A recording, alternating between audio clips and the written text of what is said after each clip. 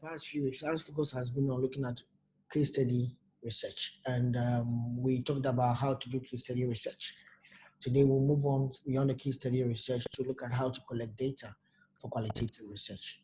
And if time permits, we'll look into sampling and look at some sample papers too, and how they wrote their data, their methodology section, so that you can have a comparison of what we are doing in line with what is required of you when you are publishing a paper or when you are doing a long essay or thesis. So that's what we'll do today. Thank you very much for joining us this morning. So going straight to the point, our focus is on chapter 6 of our book. Our objective here is to try to delve into what are the techniques for acquiring data. And then beyond that, we'll try to also understand what may be required of us when we get to the field, and then how to have access to the field. Okay. Now, we mentioned a few weeks ago that qualitative data tends to form a central part of every type qualitative research. And the form of the data is expressed as observations, interviews, documents, and text, audiovisual. There are other more. The other researchers tend to add archival records and other forms of records to qualitative data, but I just want to center that they are all built around either observation, interviews, documents, and text, and audiovisual material, which may be transcribed into text form in terms of descriptives or description. Sorry. So you have got observation, interviews, documents, and text, and audiovisual materials. We'll pick a few of them and then try to discuss how we use them in qualitative research. Now, when you start any type of research, one of the things that you need to understand is you need to establish your scope of your study. The scope of your study will tell us how far you are going in your study in terms of where you collect your data. So it means that you should define your context of your study. It means that you should define the population that you're collecting within that context. So if your context is Ghana, what's the population? Are you looking at firms in the banking industry or firms in the agricultural industry? That may be your population. Then you may need to establish your data collection methods you are going to use, and also establish the sample that you're going to focus on. For each of the different data collection methods, there could be different type of samples that you are going to focus on. But it's a kind of a iterative process, because sometimes some people define the sample, then they define the data collection procedure. But all these three tend to matter: establishing the context and population, establishing your sample, establishing your data collection method. So these are the few things that we are going to go through today. Now, when you start your long essay and your thesis, especially with doctoral thesis, if you choose your context, being the country you're going to do your study in, and you choose your population, being the sector or the definition of where the data will be collected from, you need to have access to the place. So the field work kind of points us to the particular context in which the data collection will occur. And in that particular field site, you need to have access to the place. Now, the final, whenever you start your research work, one thing that you should understand is that it's a full of decisions, the decisions that you're going to make, and what do I add, what do I drop out, what do I separate. So the collection process for your data occurs simultaneously with analysis and interpretation and throughout the study. So sometimes people think analysis starts when you finish collecting your data, but analysis starts as you make up your choices concerning where I'm going to look at my data, where I'm going to collect the data from, who I'm going to interview. You are already doing selections, you are already doing categorization, you are already doing making justification of why this will best fit your work. So in that case, you have started to analyze the field, the empirical world. You have started to look at the empirical world and make choices based on it. So you started analyzing the data. The final product for qualitative research will then be the rich description or narrative or quotation, which are used to illustrate the understandings of participants that you have gleaned from going to the field. So at the end of the day, you are going to use that to paint a rich picture of the setting, a rich picture of the participants. So when you choose a site, you need to justify why is this particular site being selected. And number two, part of what you may decide, you need to discuss with your supervisor, how are you going to gain permission or access to the site. And then what activity will take place there? What type of activity will take place? Are you going to do interviews? What type of interviews are you going to do? Are you going to do observation? What kind of qualitative research approaches or methods are you going to apply there? Are you going to spend more time in like an ethnographic manner by living with the people? Okay, so you should also understand that because you are going to collect data from that particular site, you are most often going to disrupt the normal routine of that particular process or activity that you want to study. So you have to try to minimize your disruption of the normal routine. Otherwise, if you're not very careful, you may not obtain the data as is or as expected. You may get more of a kind of a superficial observation because the people may change their behavior to fit the fact that you are there. So you need to know how much of the disruption of the normal routine is acceptable within your work.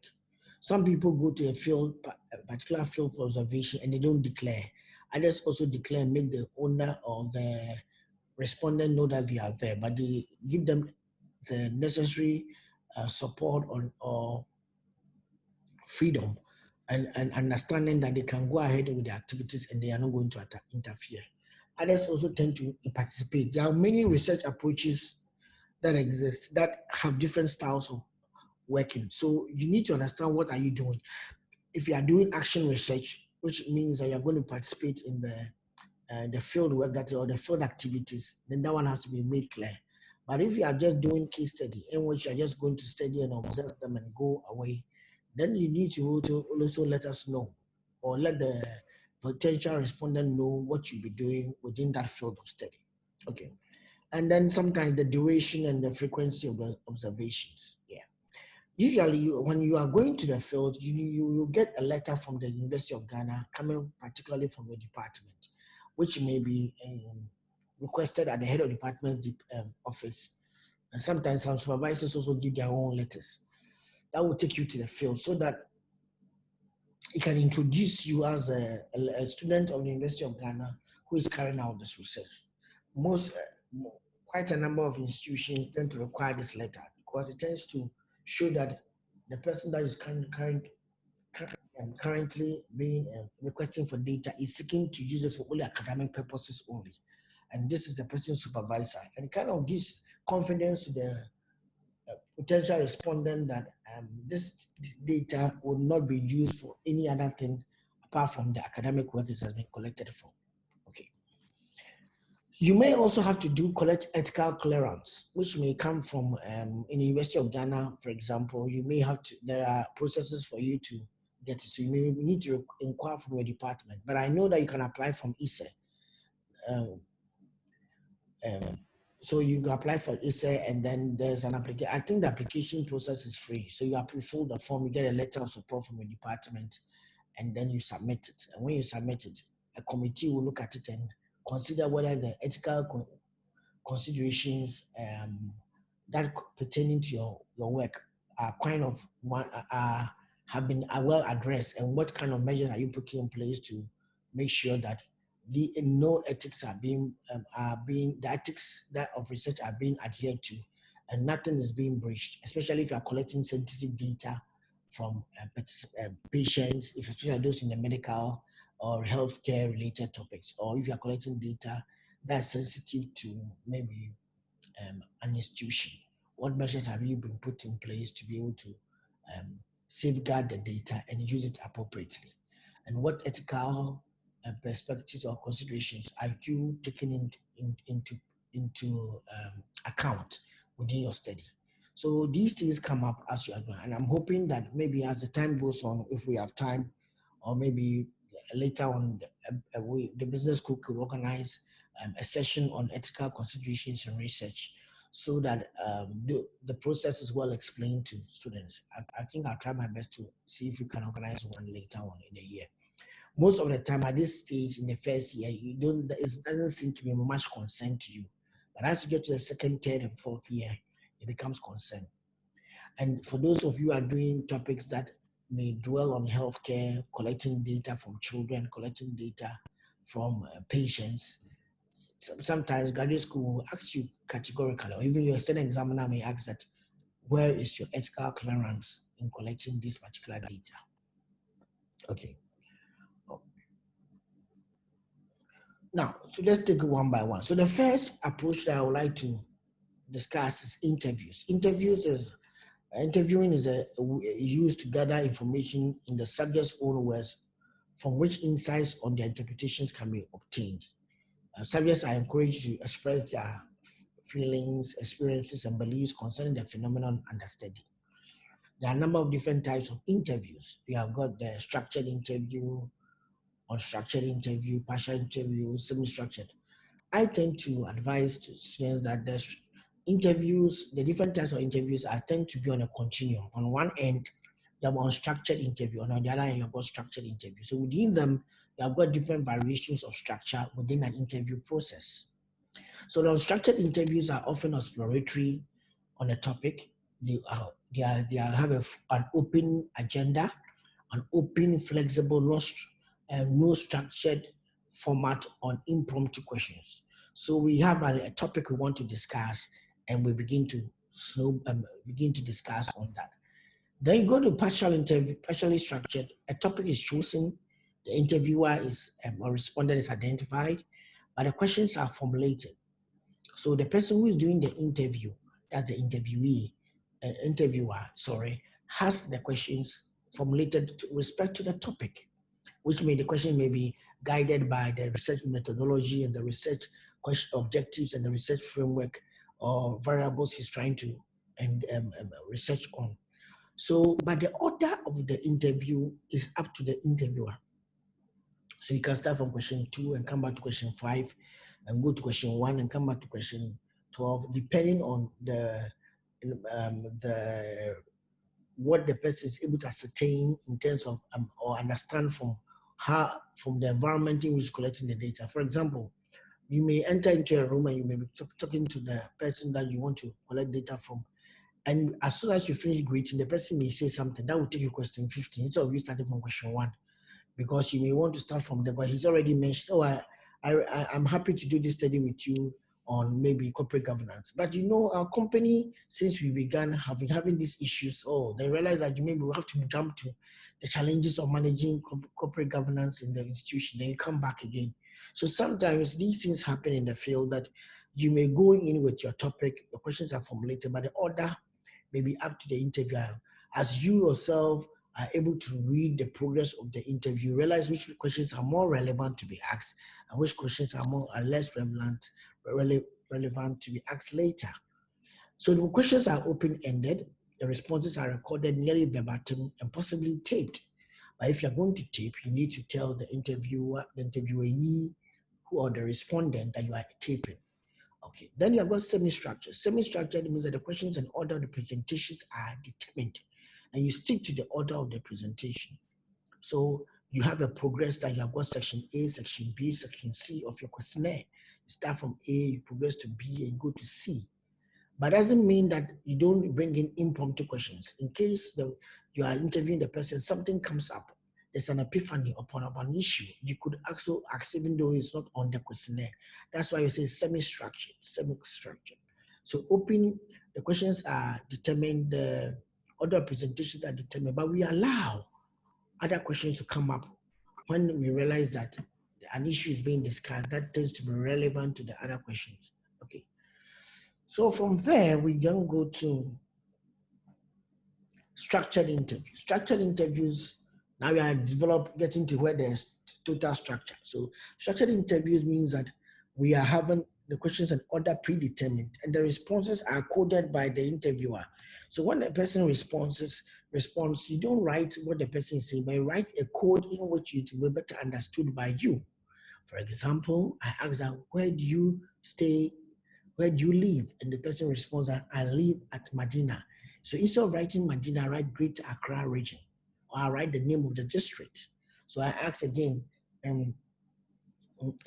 how old are you? And it talks about, I am around 17 years old, I'm 18 or 19 years old. I say, instead of writing 8 or 19, I write Gen Z. So the generation belongs to, because I'm more concerned about the generations. So you end up interpreting and coding the responses you based on what you are looking out for. Then you have the totally structured interviews. Questions and order are and coding are predetermined. The respondent is presented with alternatives for each question. So, which of these towns do you come from? Or then you give the possible, which of these states do you live in? Which of these issues best describes what you are going through? Which of these, so there are predetermined answers that you are supposed to select from. So you don't have the option of choosing from any other one but what has been given to you. Now, what you realize is that most of these, Yvonne, can I just mute you, please? Okay. Most of these structured and totally structured interviews tend to be more open to quantitative studies, whilst the ones with less structure tend to be focused much more on qualitative studies. So quantitative likes fixed choice questions, usually on random samples, and then qualitative focuses on open-ended questions, flexible and purposive selected samples. So you see that is quite different from this other one. So I will just let you know, I wanted you just to appreciate the difference between the two. So in the interviews, one of the things that we expect you as an interviewer to do is to be patient, talk less, don't interrupt unless necessary, follow up on the participants on what they say and the questions that you don't understand. And sometimes when they point out, say something that you need clarification, you need to do that. You shouldn't be judgmental about the person's belief. This is not a time that you are going to angrily show your view or perspective. Is criticizing something that you are passionate about. Please be very careful. You check out your emotions. Then you have to keep it focused on what you are doing and avoid leading questions, but ask open questions. So don't answer the question in the question you're asking. So it seems you are not happy about the issue. When you went there, were you happy? Then it means you are trying to create that. So instead of that, you can answer what were the experiences, what were your feelings when the issue happened, so the person can tell you the variation of the experiences. Now you are predetermined an answer by saying, since you were when you start doing that, you're actually trying to put words in the mouth of the respondent. So try not to be doing that too much. In fact, try to avoid that. Avoid leading questions, ask open-ended questions. Don't debate with the participant. You are there to record, not to be a debater. You are there to demonstrate confidence so the person will open up and share with you. You want the person to share with you, then you don't end up going to talk in a manner that will discourage the person to talk to you. So with a sister version of interviews is what we call focus group discussion. A focus group discussion is a type of interview where the multiple participants are being interviewed at the same time and the responses can build upon one another. The focus group is usually is particularly useful in obtaining a variety of views and opinions about a topic or issue. Quite a number of people use focus groups for pilot studies or initial stage of an exploratory study to get collective views about an issue. So focus groups are used to obtain information of a qualitative nature from predetermined and a limited number of people. Usually it's a semi-structured group session moderated by a group leader held in an informal setting so that people are confident to share with the purpose of collecting information on a selected topic. It's carefully planned because your questions have to be predetermined before you go into it, but the order is up to you. You structure the order and then you try to follow the order you have structured. And then you try to ask questions in a way that you can obtain the perceptions on a defined area of interest in a permissive and non-threatening environment. So even the people who are put together, they have to be of a homogeneous group so that they could actually have confidence in sharing. When people have diverse experiences and they are put together, sometimes others become intimidated by others' experiences and they start to lie. So you have to be very careful that in constituting a focus group, the people that are put together are homogeneous, have shared the same experience, have shared similar experiences about the issue. Now, focus groups are useful when there's a need to do exploratory studies. I mentioned that earlier. And the need to understand a gaps between the two groups. I remember we're doing a study on um, employment, gender entrepreneurship. And then we realized that we wanted to do a study on, we wanted to try to explore some of the selection factors why people enter into entrepreneurship, and wanted to compare rural women against rural men, and then urban men entrepreneurs against urban women entrepreneurs, so that we can know the differences, that the differences in the factor that influence them to become entrepreneurs. So we can sometimes compare groups. We can compare groups by geographical location. We can compare groups by gender. We can compare groups by age. We can compare groups by a factor that is defined that will be helpful in doing your analysis. Be helpful in doing your analysis, and according that, or it's based on the literature that you have read. Okay, so the purpose to uncover factors relating to complex behaviors. So behaviors that are not readily observable. So as you have to let quite a number of people express, and as they are expressing, they are talking to you, you are able to um, explore more and understand it, have a better picture, especially at the preliminary stage of a study. Now, the desire, the no, I think it said there is a desire for ideas. You use it when there is a desire, sorry, for ideas to emerge from the group. And there's a need for additional information for a larger study. So for ours, when we finished the focus group discussion in urban and rural areas in 4 different regions in Ghana, we ended up then doing a national level study where we interviewed 1,000 people across the whole country, and every region was represented. So we needed to get insights from the kind of questions we asked concerning our study by testing our instrument and also asking for what are the generic factors that motivates people to enter into entrepreneurship, from the male and female differences with those factors, from urban and rural perspectives. And when we gained that, then we did a national level study from urban and rural communities to be able to see that to what extent are these factors representative across Ghana. So it's sometimes advisable that you can start from a smaller approach of doing a focus group and then moving to a larger. That's depending on the funding and nature of your study or your research design. It's not useful when the environment is emotionally charged, because people may not be able to share what they are going to share, especially if you're doing political a study on politics and you put two different political parties in one focus group. Their agents or their representatives may end up quarreling. Then statistical projections are needed. We are not doing focus group discussion to do statistical analysis, so we don't or even descriptives of that. We don't do that without perspective. So in that sense, when you are looking for statistical projections, don't focus on focus group. And then when there are other methodologies that can produce better information, you may want to draw on those other methodologies. And then when confidentiality, because in focus group, people are sharing in a kind of an open manner within a limited or selected group of people. So they have to have confidence that their confidentiality or what they have shared, the confidentiality of what they have shared can be assured. So in beginning the focus group,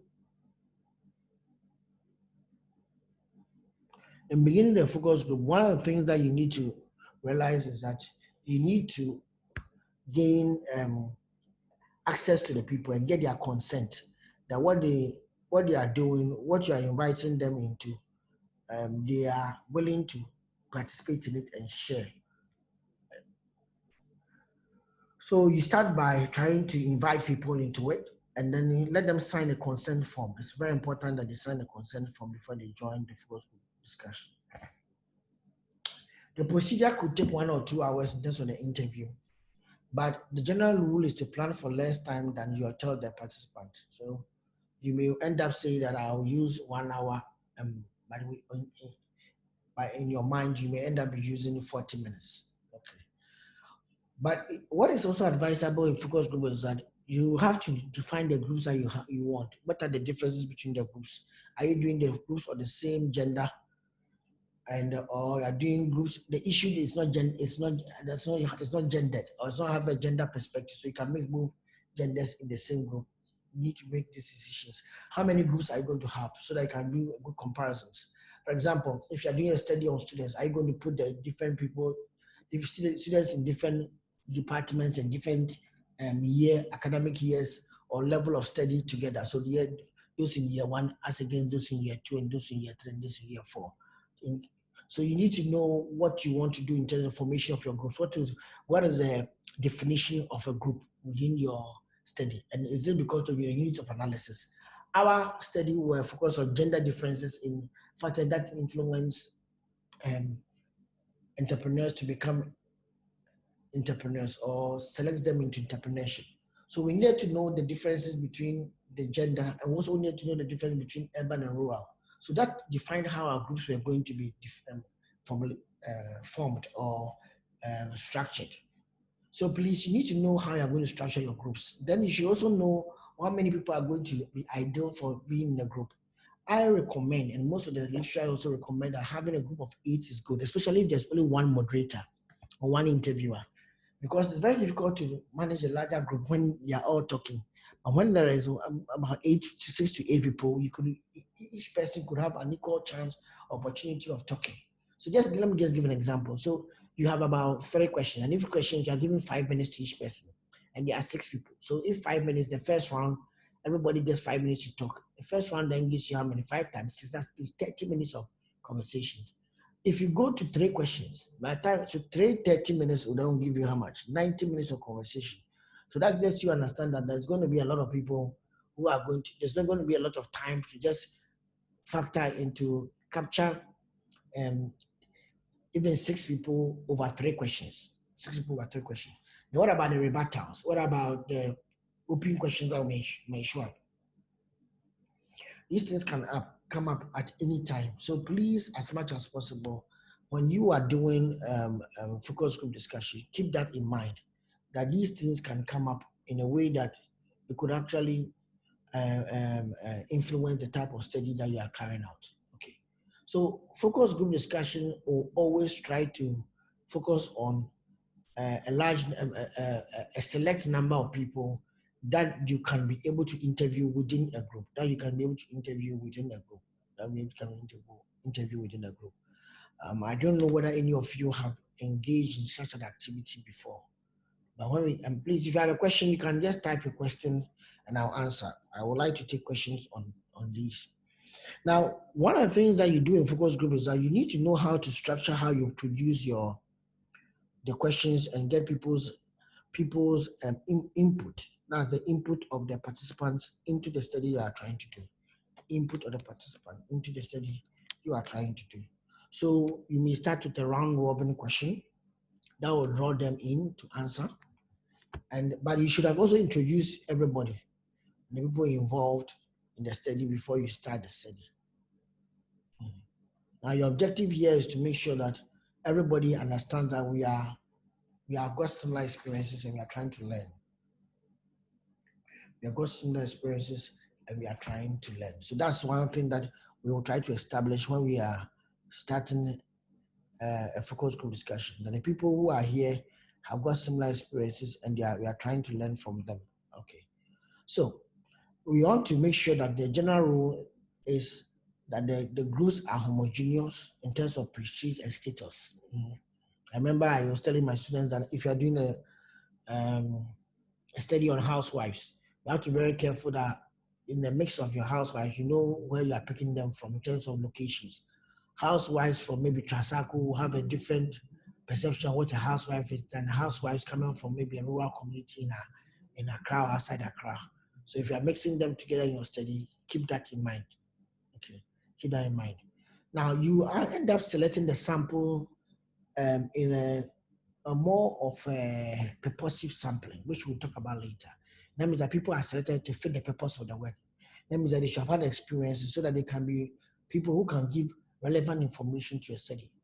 If I'm doing a study on fishermen as entrepreneurs, why will I end up going to spend all my time and put farmers within the focus group discussion? It will not help me. I need to select them, those who will best fit the research questions and the research objectives that I have.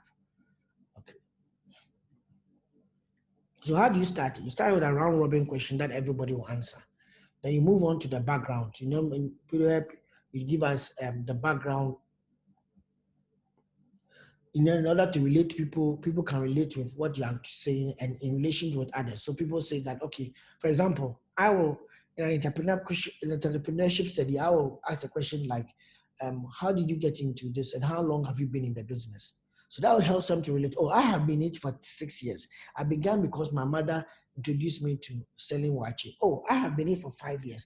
I began because of this and that. So the question helps everybody to position, oh, this person has been in it. Oh, and we have all been in it in almost the last 10 years. We just began entrepreneurship in the last 10 years. And we can even identify who is the oldest entrepreneur in the room. So you ask a question that is easy for everybody to answer, and then they can relate to the questions and relate to theirs. So as you are listening to, like Kwame now, oh, I also began and this, I'm also into this. So they can relate with each other. It's a very, very important skill that you should have to apply in collecting your data. Then you can transition into more of the key questions that has to do with what you want to do, the research question that you have. Then you can look at experience and behavior. Now you need to know that description of behavior, experiences has to be different from the knowledge people have in terms of factual information. When somebody has experienced something, it's a little bit much more different from just he has read about it. So somebody can experience and have knowledge about his experience. Somebody can read something and have knowledge about it. So you need to know whether people are sharing based on their experiences or based on hearsay or what they have just heard in the public domain. For example, maybe you ask about taxes. You may need to differentiate for those who are paying their taxes and those who are not paying their taxes. For example, if you ask a question that how does taxes affect your the business? Oh, then you don't establish that have they been paying taxes? You're not able to get a better picture of the effect of those who are paying and then those who are not paying, and even those who are not paying, why are they not paying? Those who are paying, why are they paying? And those who started paying and stopped, why did they do that? So that simple question, because of experience, can generate different type of answers. So that means you need to understand this question I'm asking is an experiential question that requires an experience before you could actually answer. And if a person just requires knowledge, so a person with experience and knowledge may give more information and better, maybe factual information than compared to a person who just giving you based on knowledge or based on hearsay or rumors that he has heard happening in the particular market that he's working in. So keep that in mind. Then you have knowledge, you have key questions that has to do with opinions. Find out what people think. Someone can go through an experience, but his opinion may be different than somebody who didn't go through experience. Or people can even go through an experience and you have two different opinions. Why? You see, opinions can be influenced by value. I may go through an experience that maybe somebody swindled me when I was trying to pay my taxes. But it doesn't mean that I'll stop paying taxes. So I'll still think that because taxes, I value that taxes are important to the economy, I will still do that. Even though I don't trust the state, I'll still do my part and pay the taxes. But somebody will say that because these people don't even see what they are doing with their money. Because of what have happened, I will never pay taxes anymore.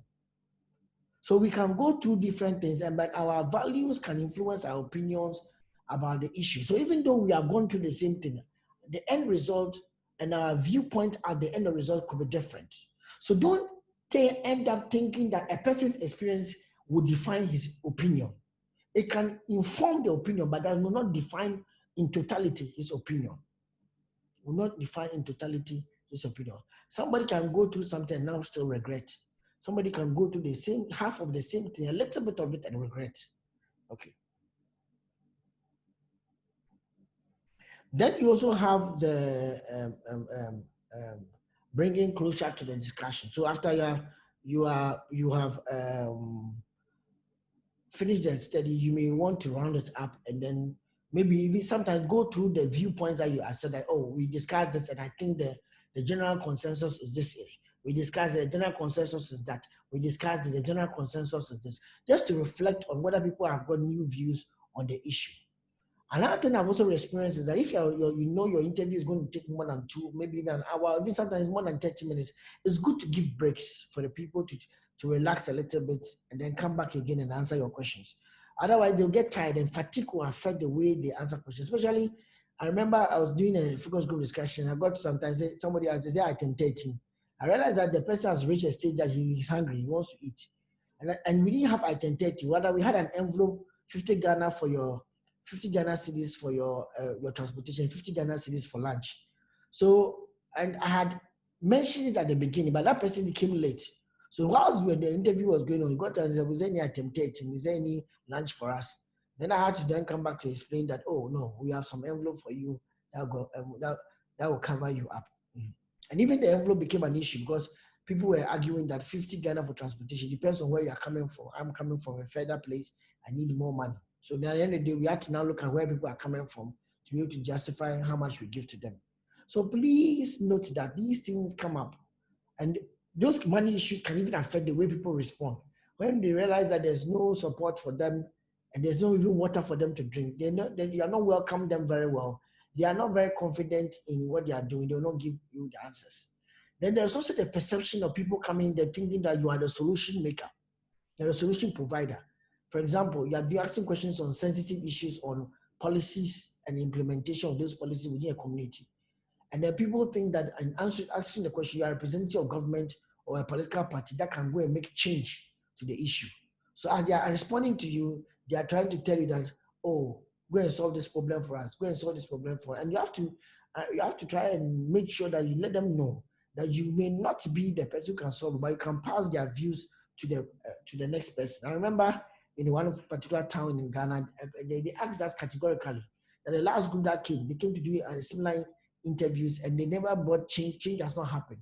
How sure are we that in doing the interviews, we can bring change concerning entrepreneurship in that community? And they were the whole argument was the fact that some of the offices, that government offices there, tend to give certain contracts for sewing school uniform for school uniform for the children that are tailors in the tailors and seamstresses and fashion designers, those who are not associated with are not associated with the political parties there or with certain key people in leadership within that small community were not getting contracts. So they were not happy about it, and they were realizing that they needed to be able to get an equal chance of getting a contract to sew school uniform for children in the community. So they were asking that, can we do something about it? They were reporting all these things to us. They asked telling us that, please, we want you to do something about it. And you know you cannot do anything about it. You have to be very careful how you promise change when you're collecting data, especially in communities in which there are issues which are polarized the town. Okay, so there are a number of 3 questions. Let's see these 3 questions. The first question is, how do you conduct focus group discussion in an environment where women and meet where women and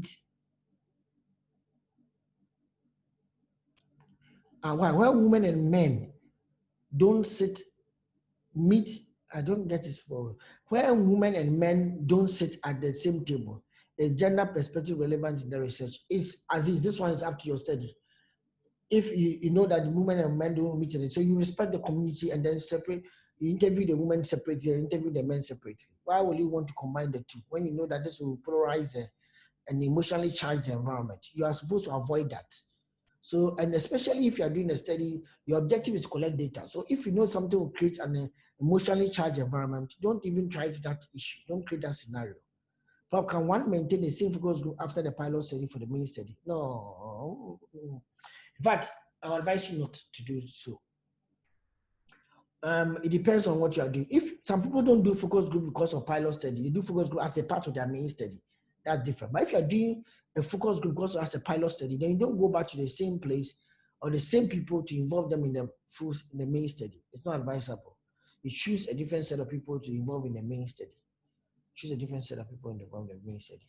I can also mention that even in our own national study, because the focus group discussion was not just pilot, we're going to use the data in our analysis as qualitative data. Wherever we did the focus group in, for example, when we come to Volta region, we went to Agbozome for the focus group study. But when we're collecting data from Volta region concerning the quantitative study, we didn't go back to Agbozome. We chose another part of Volta region for our quantitative study. So the town in which I will use for my qualitative study, I will not use the same town for my quantitative study. Depends on the structure of your study. But how do you conduct a focus group in an environment where men and women? You are repeating the question again, Aziz. Okay, I've answered it. So it's only Aziz and then Elena who likes asking questions. All these people, Patrick, Abdul, Comfort, Vicky, Juanita, Kate, Kathy, Lillian, Lord, Maud, Mausi, all of you don't ask questions, okay? Those of you asking questions, please change your name and add your index number. I will remember you in the right time. You have to, you should double click your name in it and then add your index number to your full name so that I can identify who you are and add and remember you. Tony, all of you don't ask questions, okay? Anyway. You said we should double click. When you double click your name within Zoom, you should be able to Okay. change um, your name. Like try to change your name, that ID name that you have there, to have your full name. That's what I meant. Okay. And your index number. Okay. Okay.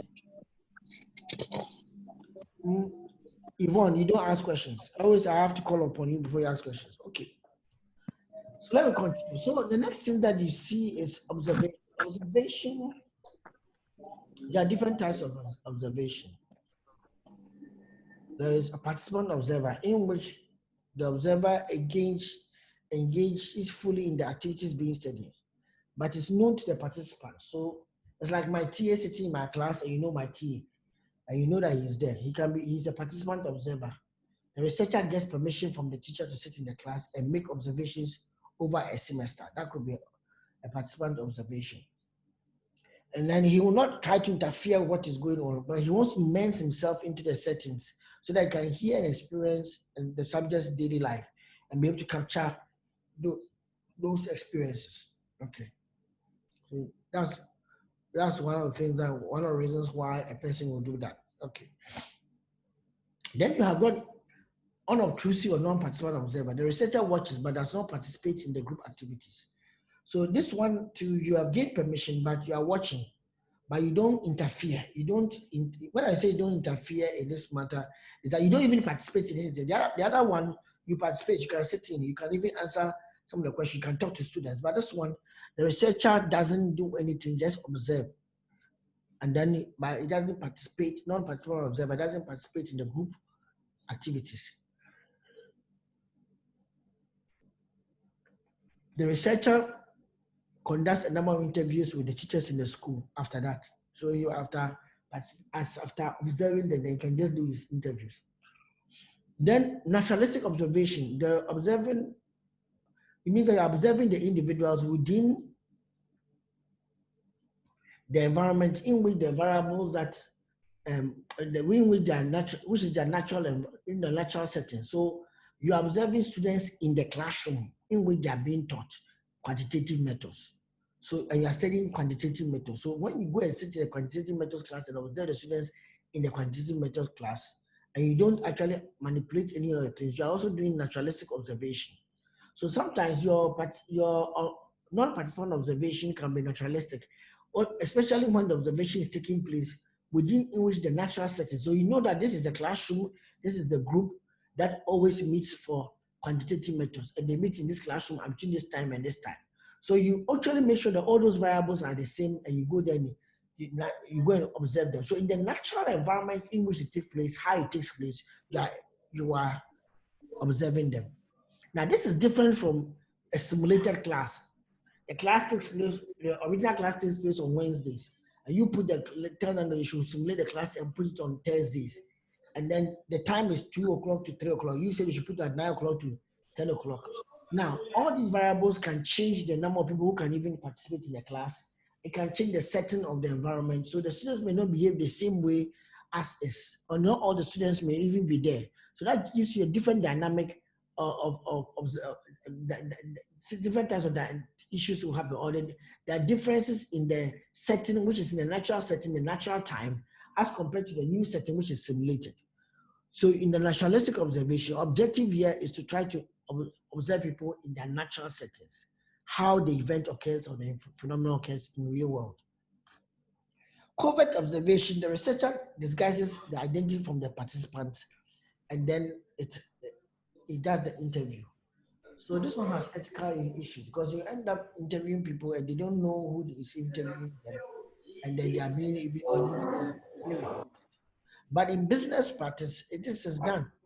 Covert observation is used in even in the industry to be able to get information from customers, real world information, and in a real perspective from customers concerning maybe a product or a service. I remember I myself have done covert investigation before, covert observation, in which I was a mystery shopper in a particular shop. What I do is that I go to the shop and buy from the shop. And whilst I'm buying, I observe employees and how they react and how they interact with me. And I write a report for the research institution. The objective here was to try to understand how a particular there had been a new structure or a new manual on working on the working on selling and also working on the shop floor within that particular shop. So the company wanted to know the effect of that new teaching or manual engagement practice that they have exposed to the employees, the effect of it on the customers. So if you have taught your employees a new way of responding or engaging with customers, and you want to see the effect of it on customers, and you want to see the effect of that customer service strategy or skill you have taught your employees, the best thing was to do a covert observation. So that covert observers or mystery shoppers come in, they shop in the shop, and they try to ask questions, they try to behave like a shopper. Sometimes you may be told that behave like as a mystery shopper, behave like a difficult customer. So you go as a difficult customer and interact and see how the different shopping attendants or employees of the company will respond to you. And then you come and write a report and give it to the company. Now the objective here is to see whether the particular respondent, the particular shopping attendant or assistant who assisted you or attended to you when you entered the shop has been able to understand what is expected of him and has been able to learn the new skills or tutorials that have been taught as passed on, or knowledge that have been passed on to them concerning customer service. So some of these things can happen. But this is just a remote example. There could be that in the study you are carrying out, you have to be covert in nature so you can collect the data that you are looking for. But be very careful because it has got ethical issues with it and it could actually be much more expensive and more dangerous in doing such a study, especially when it has a lot of sensitive issues. Then you also have simulations. Simulations are type of studies in which type of observation in which subjects are told to act out certain situations to be able to depict the person that we are interviewing or we are studying from. So let's say that Elena, I was saying that change your full name, your name, the Elena in the Zoom to feature your name and index number, like how Abdul Salam has done it. Okay. So in the focus group discussion, can you use your family members if they qualify to do so? That's interesting. It depends on the type of study you are carrying out. It's your study about that issue. It's your study about family, then maybe it may be relevant. Okay. But I advise you that try to make sure that in selecting your respondents, your people, whoever you select, meets the criteria for the purposive sampling that you have set or the sampling approach that you have set. Okay, simulation means that, let me just give an example. You want to know about students' perception concerning lecturers. So you tell the students that they should act out the teaching style of Professor Boateng. So the students come and stand there and they start acting out. And he's very energetic or he likes shouting on issues. And he can be very, very emotional about something or something like that. They may say a lot of things. He walks out late students. And so you try to act out a student who has come late and then sack the person from class if the person does that. So you try to remember everything you can think about in a lecturer. The lecturer is kind, the lecturer is not kind. So how do you depict kindness of the lecturer? How do you depict the unkind manner that he may have exhibited or she may have been exhibited as a lecturer to you? So these things may come up in the scenario that you are carrying out the study. These things may come up in the scenario you're carrying out the study.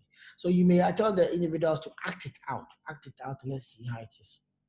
Prof, if the research has only indicated that he will be using interviews to conduct the study, If you observe certain things, can he give some benefits to the community in order to get your data? Or I don't know what you mean by can he give some benefit. What I can say is that in qualitative study, you don't go and say you are using only interview. Even as you enter the page, your eyes is observing. So observation will be there. But it's the degree of observation that matters. Observation will be there.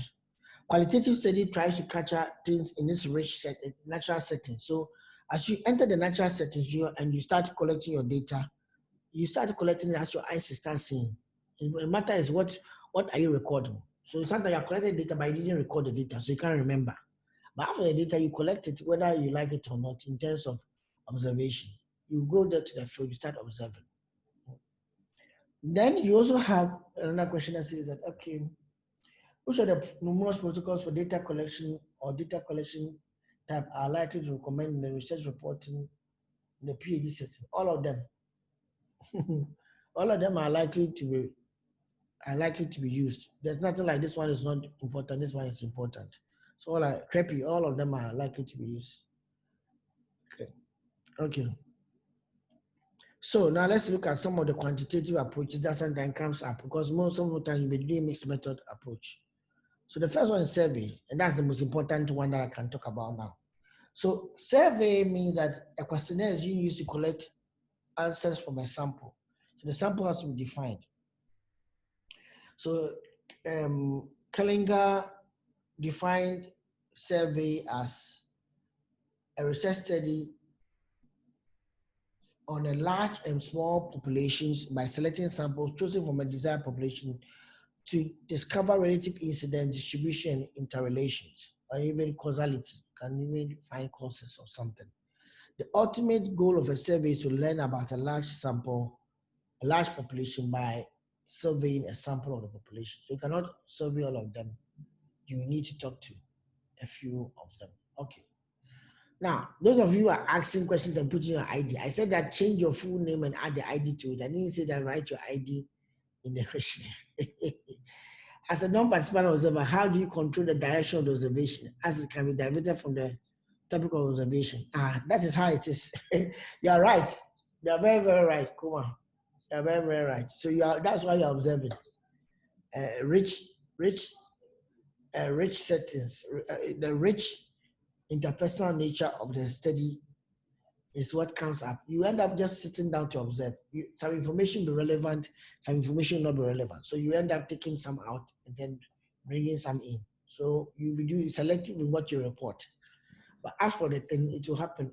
It's like watching a football game, and then it gets to some time the ball goes out of the pit, or somebody gets hurt, and we are waiting for the person stretcher to come. All those parts are not part of the actual game itself. Somebody is hurt, and then the person is carried off the field. The game is not continuing, it's put on pause. So there are certain times that the data collection will be put on pause by you because some of the data that is being observed is not relevant for what you are studying. So you need to keep that in mind. That's a very good question.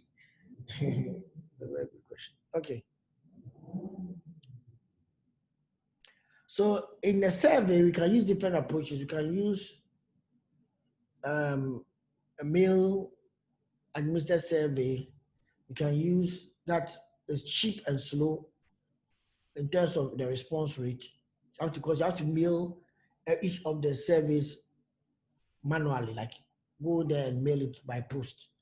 And then it's a web service, very cheap, very fast, a moderate response rate. And sometimes if you are not very careful, you are not able to track whether the people who responded are people who have actually experienced the thing. So it could happen in that way. If you have web service being cheap and fast, and then a moderate in response rate. Then you also have telephone interviews. Telephone interviews are moderate in cost. You have to make the call, and then they are moderate in cost. You have to make a call, and then they are also fast in terms of you making, in terms of how many people can answer at a given time. When you make the call, and you can, so fast you can get them on phone. But you can have moderate response rate. So in that sometimes you yourself know that when they call you for some of these interviews, you're not ready for them. So you tell them, I'm not ready. So if you say you're not ready, the person will have to then try and call back, or you're not interested. So these things can shut down the ability for you to get the data you're looking for. The most effective approach is the face-to-face interviews for surveys and even for qualitative research. But it's expensive because you have to be there in person. And then it takes a lot of time. So that also makes it expensive because you have to spend time and engage with the person. And it's very slow, the slowest of all, because you have to collect the data too and then be combining, writing out the data as you're observing.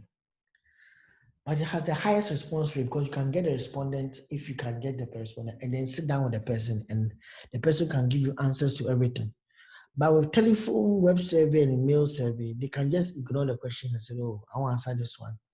I can jump this one if possible, or I can ignore this one, or I can give just some wrong answer for this one. So, but with the face-to-face interviews, you are able to engage with the person, and then you are able to even observe mannerisms as the person's interviewing, being interviewed. Can you combine covert observer and other observation from a different sources to gain more insight? Okay. Every covert observer will end up doing unobtrusive study because he's not going to try to change what is happening there. He's just going to observe and then go. He may not change the setting. He may not change anything in the setting. He may just try to observe it and go. So in that case, he has combined the two. Just combine the two. But if you're a covert observer like an ass, I want to do participant observation. That one to be important. You are observing, but you are also participating so that you can write it out. But in that case, you are being covert in that manner. So a covert observer can be either participant observer or can also be either a person who is into on non-participant observation. It could be any of the two. It could be any of the two. It could be any of the two.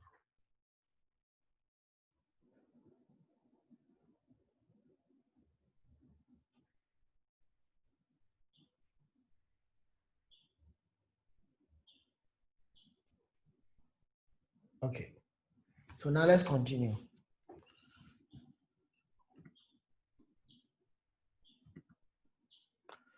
We're going to look at sampling. Okay. So let me pause a little bit so that you can actually recollect and see which questions you want to ask before we enter into sampling.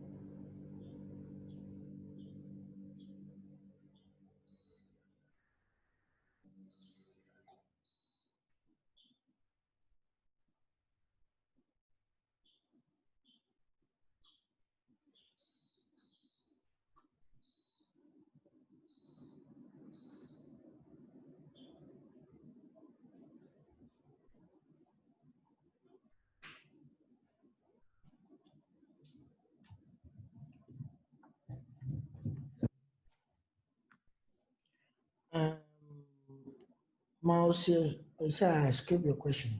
Okay. For using mixed method and that is both qualitative method, which method should be dominant? Oh, please.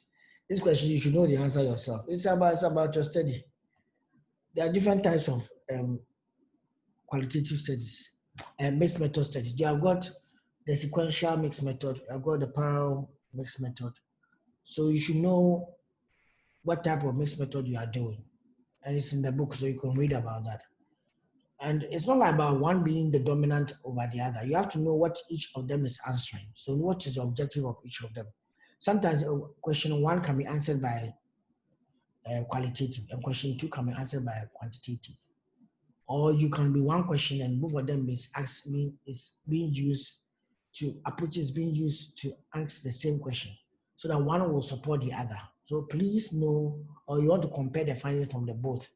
So know why you are doing mixed methods. That is more important than understanding which of them is more or the other. Okay. Which of the protocols?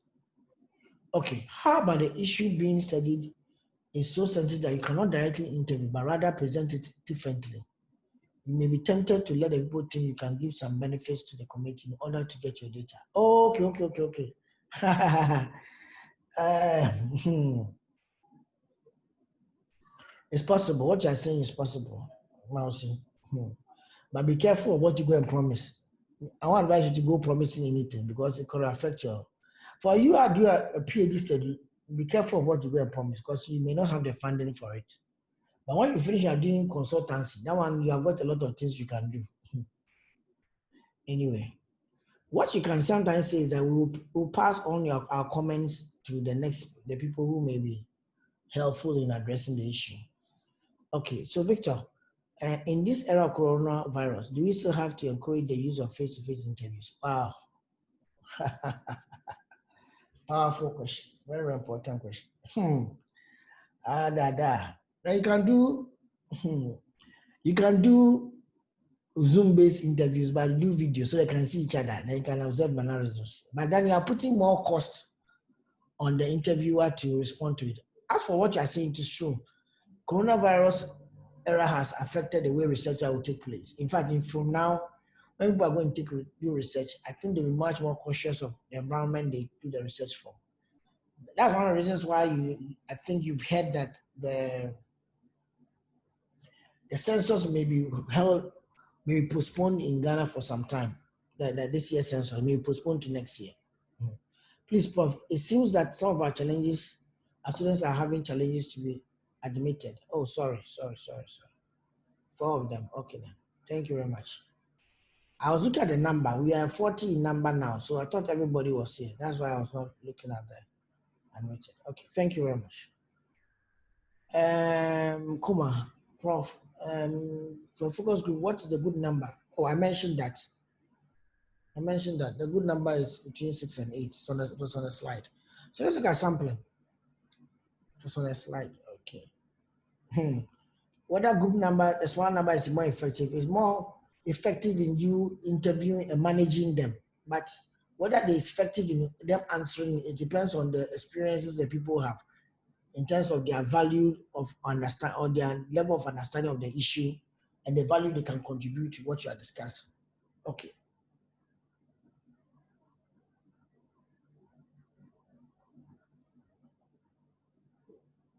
Okay. Sampling is a process of selecting samples from a group or population to become a foundation for estimating and predicting the outcome of a population. So it's a smaller part of the population, and that's what we do the study on. A sample is a subset of the larger population. We make conclusions about the population from studying the sample. Population is the group of entities that we want to study, and then a complete group, and we want to explore, understand, and predict social phenomena, people, cars, whichever. Now, a sampling frame is a list of elements from which a sample may be drawn. Sometimes you may not even have, it's not every place that you may have a sampling frame, but a sampling frame gives an idea. So I'm doing a study on, let's say, students, University of Ghana. I have categorizations of the list of the students and the list of the categories of students. So I can choose to focus on the categories or choose to focus on the list of students. But it gives me the number. For example, in the business school, I can know that if I'm doing a study, I've got 6 departments. So that even gives me a sampling frame. The 6 department gives me a frame of categorization so that I can choose students across the 6 departments. And I can even look at the number of students in each department and do a prorata. Prorata it or quota it in my study. So if I have 200 students that I want to interview, and then I'm choosing across the departments, and the largest department is accounting, has maybe 60% of business school students. I'll have to make sure that my 200%, 60% are accounting students if I want to try and make sure that it's a representative of the actual sample, the actual population in terms of the population distribution. It's representative of that, then I have to make sure that I do the same thing in the sample that I have. I have to make sure they do the same thing. Prof, is the participant knowledge of the observer? If the participant knowledge of the observer will be influence the outcome, can we carry on the study? Yeah. And disclose after the data collection? Yeah, you can do that. But you see, all type of studies that you carry out, there's a potential that because it's qualitative, the respondent can be influenced by the interviewer. Every type of qualitative study, it is about how you, the interviewer, carry the study so that biases are limited. Biases are limited. Even the way you dress can influence the person who is being interviewed. The way you dress can influence the person being interviewed.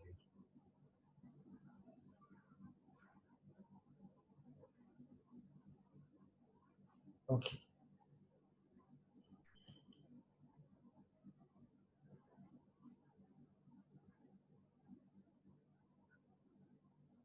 So let's continue. I was typing, okay.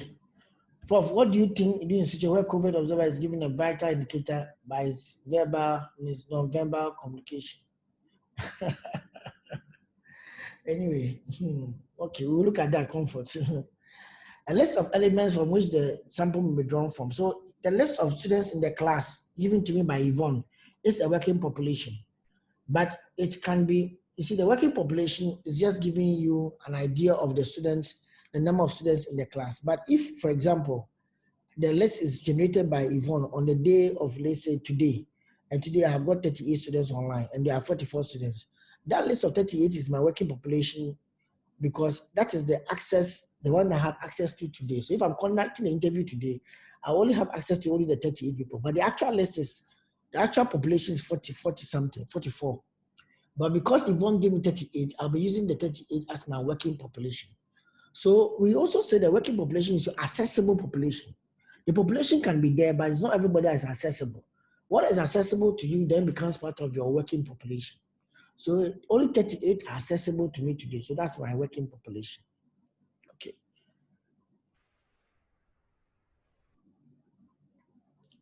Hmm. Um, so Comfort, your question, are you the one being the covert observer or you are the respondent? Because if you are the one who is the covert observer and you are given a vital indicator by your non-verbal communication, then you should do something about it. But if you are the one who is just observe, the one who is the respondent, then that one you can't do anything about it. You just you realize that this person is carrying out a research. I think so. Sometimes some of you know somebody is doing an interview with you and you realize that, or discussing something with you, and you realize that the person is being intrusive by the kind of questions he's asking, and you see that there's more than just a normal conversation. He's doing an interview, so you may stop it. But if you are the one carrying it out and you are doing that error, then you should stop it. You should also restructure and change your instruments, your approach. So there are two categories of sampling, probability sampling and non-probability sampling. Probability sampling means that there's a known probability that every member will be selected for your sample.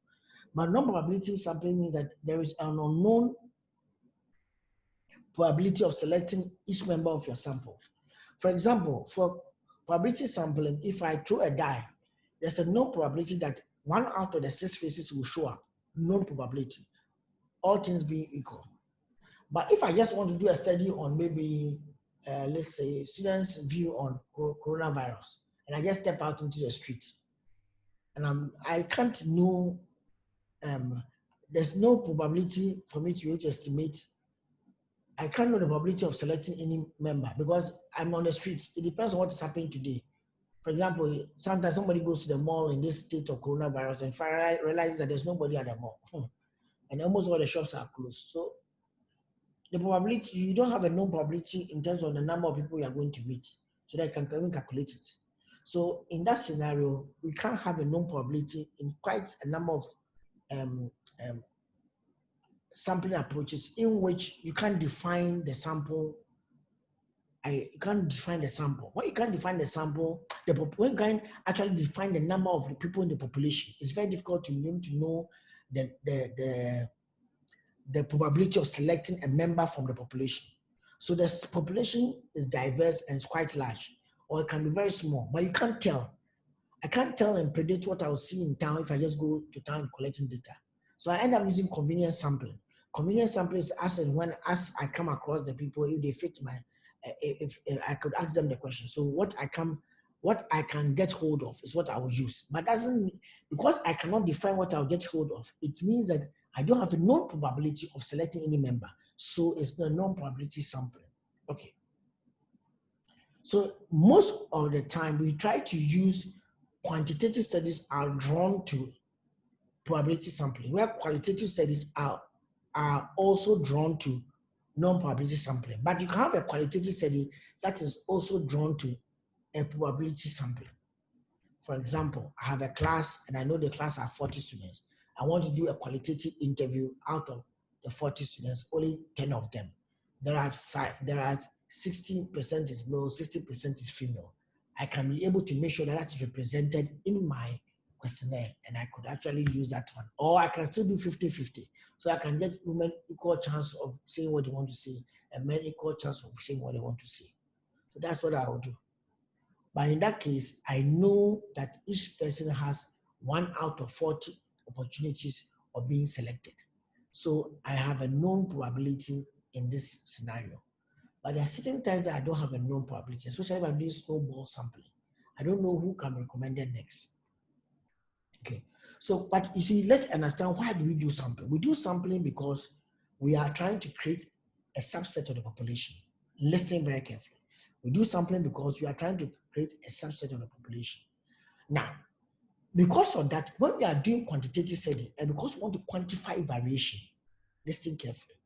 Because we want to quantify variation, our selection of that sample should be representative of the population, so that we can generalize and predict findings based on the population. So most good quantitative studies try as much as possible to reflect the population in terms of the sample they have selected. Okay. Then qualitative study is not about studying about representativeness, because you are focused on samples in order to enhance your understanding. So you carry out the study and focus on samples in order to enhance your understanding. So we are trying to study certain particular behaviors and want to have a deepened understanding of why this behavior occurs and how it occurs and who is causing it to occur. All these things about the study, we need to collect cases, events, actions, observe them. It makes it very qualitative in nature. So we are more concerned about those samples which can give us a better understanding than that about representativeness. If you focus on representativeness, you end up realizing that it's not everybody in the sample who have experienced the issue. So you're not able to get what you're looking for, but you are more concerned about the phenomenon. So because you want to study the phenomenon, your objective here is to focus more on the sample that are more likely to give you answers on the phenomenon, answers on the phenomenon. So non-probability sampling is not based on random sampling technique, which the probability sampling is based on. It's based on, it says the sample size is not determined in advance. The researcher has limited knowledge about the population from the sample being drawn. So we have got haphazard sampling, snowball, purposive, and deviant. But we also have all the other type of sampling approaches in the quantitative sampling approaches. Okay. Haphazard sampling or convenience sampling, as the procedure has in its name, is a sampling procedure where we collect data from people in a more convenient manner, when it is conveniently available. So the cases are obtained in the manner which is convenient for the person who is doing the study, but it can be very highly unrepresentative because of the fact that you can come out of your office and say you are doing a study on people's views on the economy and just interviewing everybody on the street that you see. What if you realize that the street that you are on, only hawkers are on that street? So you may end up realizing that the viewpoint you may get is only from hawkers, and it may not help you get a representative view of what Ghanaians are seeing about the economy. So you can produce highly unrepresentative samples because the persons on the street, you don't determine who comes on the street and how they get onto the street.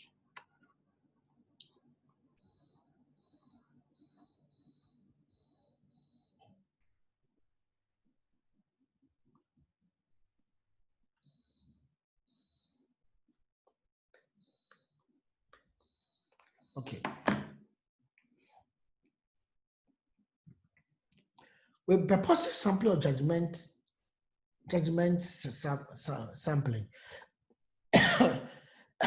the experienced researcher selects the sample based on his judgment about some appropriate characteristics required of the sample.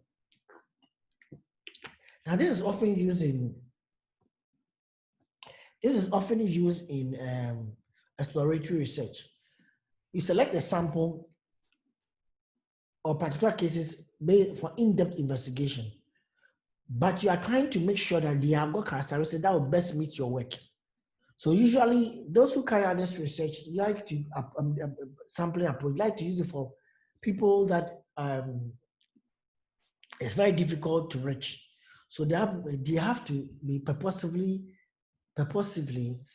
selected. So you have to choose them with intent. Otherwise, they cannot best support and help your work. So, for example, somebody who has gone through a phenomenon or an experience, and you want to do a study on them, so you end up selecting those who have gone through that experience, so that you can actually get them involved in the study, and they can give you the viewpoint you're looking for. So, whenever you have unique cases and you want unique information from those unique cases, you want to draw on purposive sampling, studying a field project, studying a particular trend. So you want to try and make sure that whatever people you have selected as to form your sample are people who have gone through that particular issue. Now, sister to or very close to purposive sampling is what we call snowball sampling. Snowball sampling is a network or referral-based sampling approach. A network or referral-based sampling approach in which there are different stages of the sampling. In the first stage, what you see here is that a person is selected either from random sampling or purposive sampling. And then when the person is selected, the person who is doing the study then requests from the person who has been interviewed that who else can you recommend or can you refer me to? And the person refers you to another person. So the first thing is that on the first level, the person is selected by a purposive manner or a random manner. Then the person who is selected gives us recommendation to the next person. So they're called snowball sampling. And as the interviewing goes on and the referrals goes on, the number increases, the number increases, the number increases, the number increases, the number increases. So then that gives us a very good understanding or perspective of what we are trying to say concerning snowball sampling. So you start with the first person, then you recommence to the second person, then you recommence to the third person. So that's why I say it's a network or chain referral system. Okay. Then you also have deviant sampling. Deviant sampling is a little bit different. With deviant sampling, you are looking for cases that are different from, please, which type is Abdul? All of them are good for case study, depending on what you are doing. All of them are good for case study, but most often people will start with purposive and then snowball sampling in the case study approach. Purposive and snowball sampling. Most often. That's why it's good to read people's papers to see what they are doing. So researching cases that differ from the dominant pattern, use various techniques to identify cases with specific characteristics that differ from the dominant pattern. So school dropouts who don't seem to have no record of illegal activities and who are from stable two-parent upper middle income families. So we look at the pattern. The dominant pattern is that companies who collect loans find it difficult to be able to survive after the second year. Then you look for a company that collected loan and was able to survive after the second year. That then becomes the deviant that qualifies for a sample.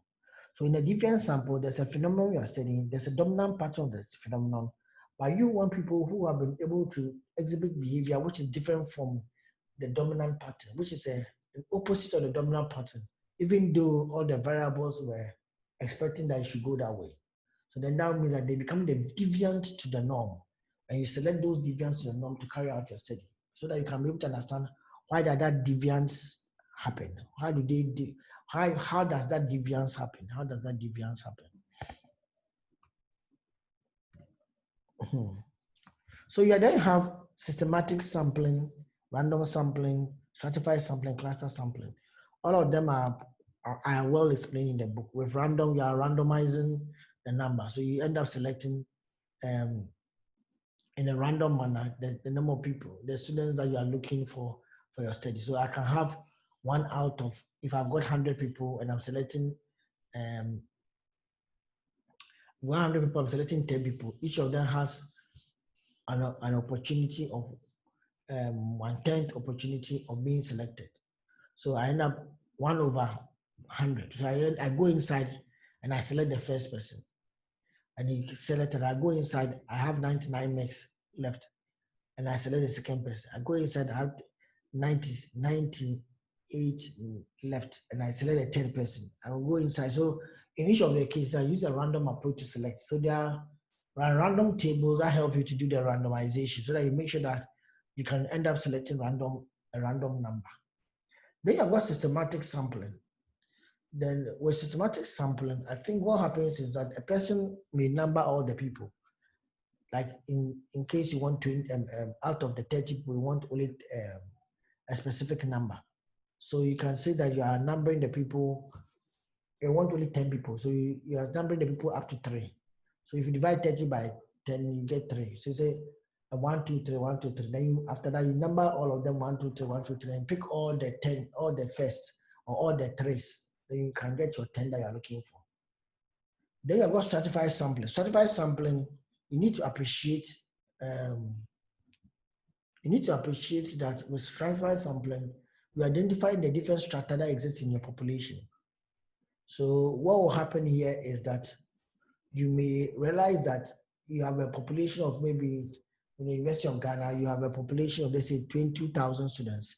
In the 2,000 students, 40% of them are 80% of them are Ghanaians and 20% of them are foreign students. So 20% of 2,000 will be about, I think, 400. And then, so the 400 people are foreign students, and then the 1,600 people are Ghanaians. So if you are selecting 20 people for interview, you can end up selecting 20 people and no foreign student will be selected. You can also end up telling 20 people and no Ghanaian will be selected. So you have to make sure that all of them have an equal opportunity of being selected.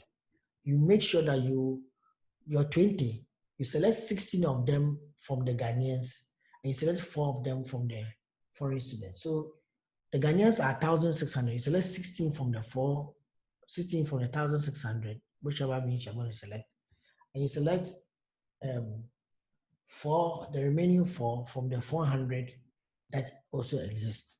So that at the end of the day, when you form your 20, you have an equal puncher opportunity of getting 16 people to be in it, and then you had who are Ghanaians, and then 4 people who are foreign students. So that gives you your 20 that you are looking for. Then you have got clusters. Clusters means that you are dividing the people into clusters and you are sampling based on the cluster. So if the clusters meet your number, then you end. So I'm just using as a scenario. So in the University of Ghana, we can consider each hall of residence as a cluster. Now, if I'm doing a study that I need 30, and let's say the number of students are 10,000, and let's say averagely each of the clusters, and then the number of students are 1,000, averagely the clusters are 200 students. So you can have about 5 different clusters, maybe 5 different halls. So if I want 10, if I want, let's say 200 students, or even let's say 200 students, likelihood that I can just pick one cluster and that cluster will be that 200 students. But I have to check whether the cluster has a unique composition that can represent the population. If that's the case, then somebody can select that cluster as the word said he wants to do. However, somebody can also say that I would like to have multiple clusters involved. So I'll take 10% from each of the class, 10%, or there are 20% from each of the clusters, and then I'll be able to get my 200 students instead of me selecting all from only just one cluster. So you can select from In a cluster sample, you can select a cluster or you can sample within clusters. Whichever one will best work for your study is what you use. Okay. But whenever you're doing sampling, you should appreciate that what is your unit of analysis? What is your unit of analysis? No. With a cluster sampling, you are not trying to get the number. Stratified sampling means that there are different stratas in the institution, and the stratas have got different numbers. So you want to make sure that all the stratas are equally represented. But if I'm doing cluster sampling, I mean I just select from a cluster. The cluster doesn't mean that all the other clusters are there. So if I choose from Water Hall and the Water Hall gives me my 200, I've still been able to select from that Water Hall. I go ahead and do my study if it best fits my study. But with stratified sampling, I'm not here to explain quantitative method. Please, you can read more about this. You can read more about that. Okay, you can read more about that. Okay, because my work mine is about qualitative. I'm not a quantitative person, so I'll advise you. But I've used some of them. The ones I've used is the one I'm explaining to you. Okay, so you asked that I should explain what the certified with examples again. I use example to explain it. So which example again should I use? You have a strata. There are different stratas in every population. So if you don't identify the different strata in every population, if you're not very careful in your sample, some of the stratas will never be represented, and that will not give you a representative sample. So if you are, I just give example of your students in a group and in a university, and you've got foreign students, and even you can even break them into the foreign students into different groups. You can have Nigerian, West Africans and non-West Africans. What if you do a sampling of, there are 2,000 students, 400 of them are foreign students, 1,006 of them are Ghanaian students. Even the foreign students, um, um, um, 300 of them are Nigerians, 100 students are non-Nigerians. If I do a sampling, I want only 10 students, I can end up choosing only Nigerians. I can end up choosing only Ghanaians. I can end up choosing only non-Ghanaian, non-Nigerians. If I want my sample to be representative of the actual study, then I have to make sure that whatever I'm selecting, I have make sure that in that 10 people I've selected, everybody's well represented within the stratus. So Ghanaians are, let's say, let me use a number that's easier for me to do the division. So 20. So Ghanaians, let's say Ghanaians are, yes, Ghanaians in the 20, Ghanaians will be 16. That'll give me 80%. So that'll be 1,600. So if I'm choosing 20, Ghanaians will be 16. Then the non-Ghanaians will be 4. But the Nigerians are 3. So the Nigerians are 300 out of the 400. So if I'm choosing 4, Nigerians will be 3 out of the 4. And then the foreign student, the non-Ghanaian will be only 1, and to be 1. That then gives me a unique sample that has all the stratas well represented, equally represented as, listen, reflecting the population. But if I want to try and do something we call quota sampling, then what I have to try and do is to increase the numbers of each so that all of them are in the study. So I end up changing the numbers in such a way that I have 30 Ghanaians, 30 Nigerians, 30 foreign students, so that I can easily be able to get a very good view across on. That one is a different type of, because you realize that there are weaknesses in the structure, you are now accounting for it. And that one is maybe a different type of sampling approach you may use. Okay.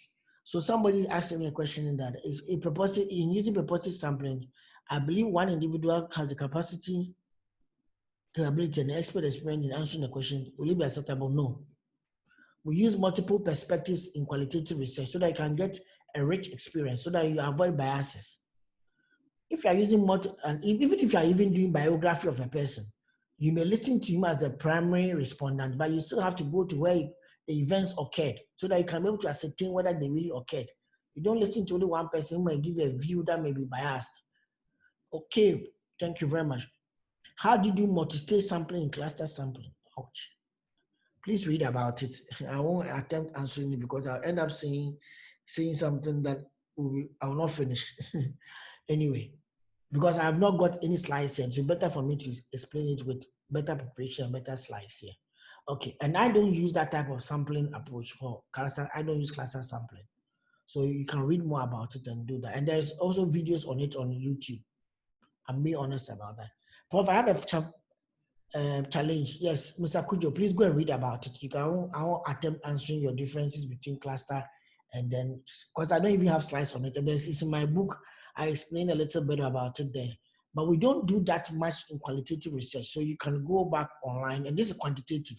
I know I should have taught you. If it didn't teach you, you are a PhD student, please go on YouTube, type stratified sampling, and type cluster sampling. You will be able to see that. But cluster sampling and then and then what was the name? Stratified sampling. You can be able to find that in the literature. I want to go ahead and teach what I need to teach today, please. Thank you very much. Okay. So the next thing I'll try to do is to go into questionnaire design. Go into questionnaire design. Go into questionnaire design. Okay. Thank you very much. Okay. Okay. Okay, so before I go on, let me open this one. Just to recap on those who of you were asking me this question. Okay. With your as you go online, you'll find out more, but with your stratified sampling, you are trying to sample within the stratum. So I'll sample from the stratum that I have, or the strata I have. Okay, so that's what I was explaining to you earlier. You sample from the strata, but with cluster sampling, you sample the cluster. You sample the cluster. So you have to know the cluster. And you sample the cluster. Okay. Thank you very much. So what then goes into the questionnaire design? I'm not doing quantitative questionnaire design. I'm doing general questionnaire design. But if you're doing quantitative, where you have to define variables, we can talk about that later. But because it's not qualitative, I don't usually delve into that. The design of questionnaires involves several stages, which will apply to all questionnaire designs. The first thing that you need to do is to explore areas that you are going to do in your interview. And to be able to do that, you have to do some preliminary work. You have to check your question wording. You have to look at your physical layout or your design. I always advise students that you test your questionnaire through a pilot study so that you can get an insight in what people may look for. Either a pilot survey for quantitative or a pilot study for qualitative. It is good to do a pilot study or survey, which is a small scale study that is done to check the questionnaire coding, your method of analysis. You can also use it to check whether people understand your questions. You can also check whether it can help you get insights of what people's perspectives would be, so they can come back and refine your questionnaire. Can refine your questionnaire. Sometimes some students say that the questionnaire they have designed is the questionnaire they have designed is, let's say, there is I don't know how to explain that. Okay, the questionnaire that they have designed that they have in mind is for both qualitative and quantitative. So when they are carrying out the study, they are wondering whether they should do a pilot study for the quantitative or a pilot study for the qualitative. It is better you test all the whole questionnaire and then know that what you are doing. So separate the two questionnaires. Don't try to put the qualitative and quantitative together, unless you are structuring them in terms of having open questions. Only just one question being quantitative. But in here, you may design a questionnaire and think that a questionnaire will take 40 minutes. And then you go to the field and your questionnaire is taking 2 hours. I did that mistake. I had a questionnaire that I took would take 30 minutes. When the people went to the field for the pilot study, they came back and said it took 2 hours. And I was asking her, how did it take 2 hours? I said, Prof, the way the questions are layered, there may be few questions, maybe 20 questions, but each question has its own sub-question and sometimes has other issues that the person has to reflect on. We're doing a study on entrepreneurship, and we're trying to look at smartphone and entrepreneurship and how the smartphone helps the person's business. Then some of the parts you have to show, you need to ask questions so the person could show whether he's actually making money and then give evidences for that. So When it got to questions like that, the respondent had to be doing some type of calculation to tell, okay, I earned this, and then it gives me that. And I realized that there were errors on my questionnaire. I should have allowed the person to just give me the information. Then I go back and do the calculation myself. But we're trying to do let the interviewee do the calculation on the field. So sometimes you may design the questionnaire, and then the people that are currently administering it may end up using more time than you anticipated. So it's good to test your questionnaire. Then another issue that can happen is that the variable names is not well understood in the field. The variable names. You are asking even the names of some of the terminologies that you are using, mobile app, or even qualification, even words, certain words are not well appreciated. Somebody asked, I remember doing a study or asking, who owns this company? And it became a very big issue because ownership has many different meanings in certain towns. In Accra, it's very, very okay for you to know who an owner is, but in certain particular communities and towns, ownership is very fluid. So you have to know what you mean by ownership when you ask a question. So I realized that sometimes testing a questionnaire helps us to be able to better shape our questionnaire so that you can be able to get the questions that the answers we are looking for. So we are checking for construct validity in this issue case, that the construct that we are asking, the question, the way we are presenting the question, we are actually getting the items that we want to measure. We are actually getting the items that we want to measure. Okay. So what then happens? First of all, you need to know that there are different types of questions I could ask. Some people can ask questions to be aware of an issue. Another person can ask a question for qualitative to get the feelings people have about an issue. Somebody can also ask a question to ask specific aspects of an issue. Somebody will ask a question to get a person's view or opinion, which is different from feeling. I talked about that earlier. Yes, Harriet, you are right. Harriet, you are right. And then to find out how strongly these views are held. So somebody expresses a view, and to what extent would the person hold this view? So you can actually get the sentiments people hold concerning a particular perspective. So please, you could have different reasons in which you are setting questions. Some people even ask questions to be able to get a developmental account of how something occurred. Somebody wants to ask the question to get a mechanical perspective of how something works. Remember, I told you about developmental arguments and mechanical arguments. Somebody may ask a question to get a comparative perspective. So going to school in the village and going to school in the other village, which one was better for you? Because you said you attended both schools. So you are getting a comparative measure, perspective in this issue. Comparative. Then you also try to ask question for somebody to give you predictive or causative perspective of an issue. So in your view, what do you think caused this issue? Then you may give his view about it. Thank you. So when you are forming your questions, especially in qualitative, please, it's not quantitative, that's very straightforward, and you have got like a skill questions that you are asking. No, this one is quantitative. It's quite different from this qualitative is quite different from quantitative. Okay, so sometimes in a qualitative questionnaire, you can have pre-coded questions. So like, for example, age groups. Instead of you asking what is your age, you may give the person age groups if you are interested in age groups. Or if you may want to ask questions for a person to give you a specific answer. Okay. So somebody may quote, where do you live? And then, or if the person said that I live in Kumasi, then say, why do you choose to live in Kumasi? That would be an open question. But then where do you live? The person instead of writing Kumasi may choose to write Ashanti region, which means that he has coded the person's response.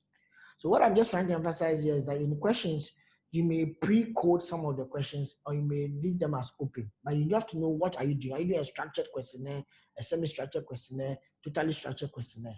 And what are you using them for? Okay. Please note that questions should also have a target of who is going to answer them. Because you can design a questionnaire in such a way that it's going to a particular person that is only answering only one question. Maybe a question you are different in an organization you are studying, We have different questions for an HR manager, different questions for operations manager, and different questions for marketing manager, and different questions for an MD. It will surprise you that because your study is more on operations and HR, your questions to the marketing manager and the questions to the MD maybe just be only one question. After that, you are finished. But the questions that you have taken to the operations manager and the HR manager could be about six in all, about 20 in all, because that the issue of the phenomenon tend to be centered around HR and then operations. Okay. Okay, so sometimes when you're asking questions, you need to know that there could be biases in your question. So you have to ask your question in such a way that there's clarity within the question that you're asking for the person that is going to respond. For example, do you use self-service garages because they are easy to use or clean? Both of them are, you have related the two of them. Something can be easy to use does not mean that it's easy to clean or it's clean. Or something that is clean does not mean that it's easy to use. So you have to try and separate the two questions. Because if you say yes or no to this one, it may not answer your questions very well. Is he saying yes because it's easy to use or because it's clean or because it's both? So yeah, there's an ambiguity here. And there are like two questions in one. Questions that contain difficult or unfamiliar words. Where do you usually shop? How often is usually? Shopping may also vary in terms of type of product, the day of the week, and time of the year. So qualitative studies, you have to give more specifics, or you have to open the question in such a way that, in general, how do you shop? So the person will tell you, so when you're shopping, where do you go and buy from? Oh, okay. The person then can tell you, if I'm buying this, I usually buy from here. If I'm buying this product, I'm usually buying from here. If I'm buying that product, I usually buy from here. So you should actually try to let the student or the respondent understand what you are trying to ask. If your study is about perishable products like tomatoes, like garden eggs, like carrots, then you have to try and be specific that this farm produce, where do you buy them from? So that the person can know how to answer you. Okay. Then the questions that are meant to soften hardness or directness. But sometimes it makes it very difficult for a person to answer because the way it is, you didn't even put a disclaimer on the issue of what you are studying. So you ask the question in such a way, by the time you ask it, then the person finds it very difficult to answer. For example, I hope you don't mind me asking this, but are you a virgin? Now, which of them are you? Is the person minding the issue? Or if the person said, I mind, does it mean that the person is not a virgin? If the person says, I don't mind, does it mean the person is not? You are actually confusing the person in terms of answering that question because it's a sensitive issue. So it's better you try to look at the next questions I'm going to ask, modern center on sexuality. Do you really want me to go? Can you give me a consent to go ahead in these type of questions? The person says no, it ends there. I hope you understand me. So you don't rather ask the question and try to put the disclaimer or put in the softness within the question. No, separate the two. Separate the two. You're going to ask questions concerning political leanings of people, political associations of the person you are interviewing. And you know that maybe this is a sensitive issue. So you have to be very careful. The next set of questions is about politics and your political activities. So please, are you willing to answer these questions? Good. Now, somebody's asking, so for me, says he's not willing, what happens to your study? And your study ends there because you should have done this pre-testing and recognizance of the concept you are going to study with the person before you should have said yes. Or when the person said yes, you should have known what you were saying yes to. Don't let the person get surprised and spring up questions in the middle when you didn't expect those questions to be coming up. Okay. Now, questions that contain conditional or hypothetical clauses. Okay. How do you think your life will change if you had 9 children?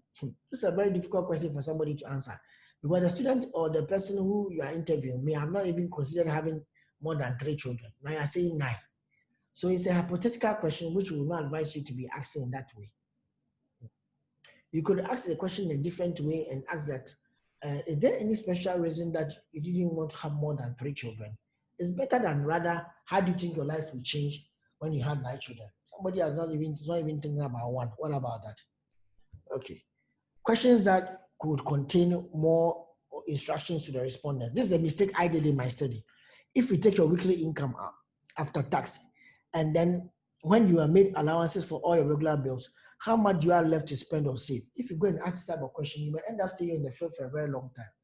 Because weekly income for students, for some respondents, like people who are in the market, people who are uh, entrepreneurs, they calculate their weekly income in a diverse manner.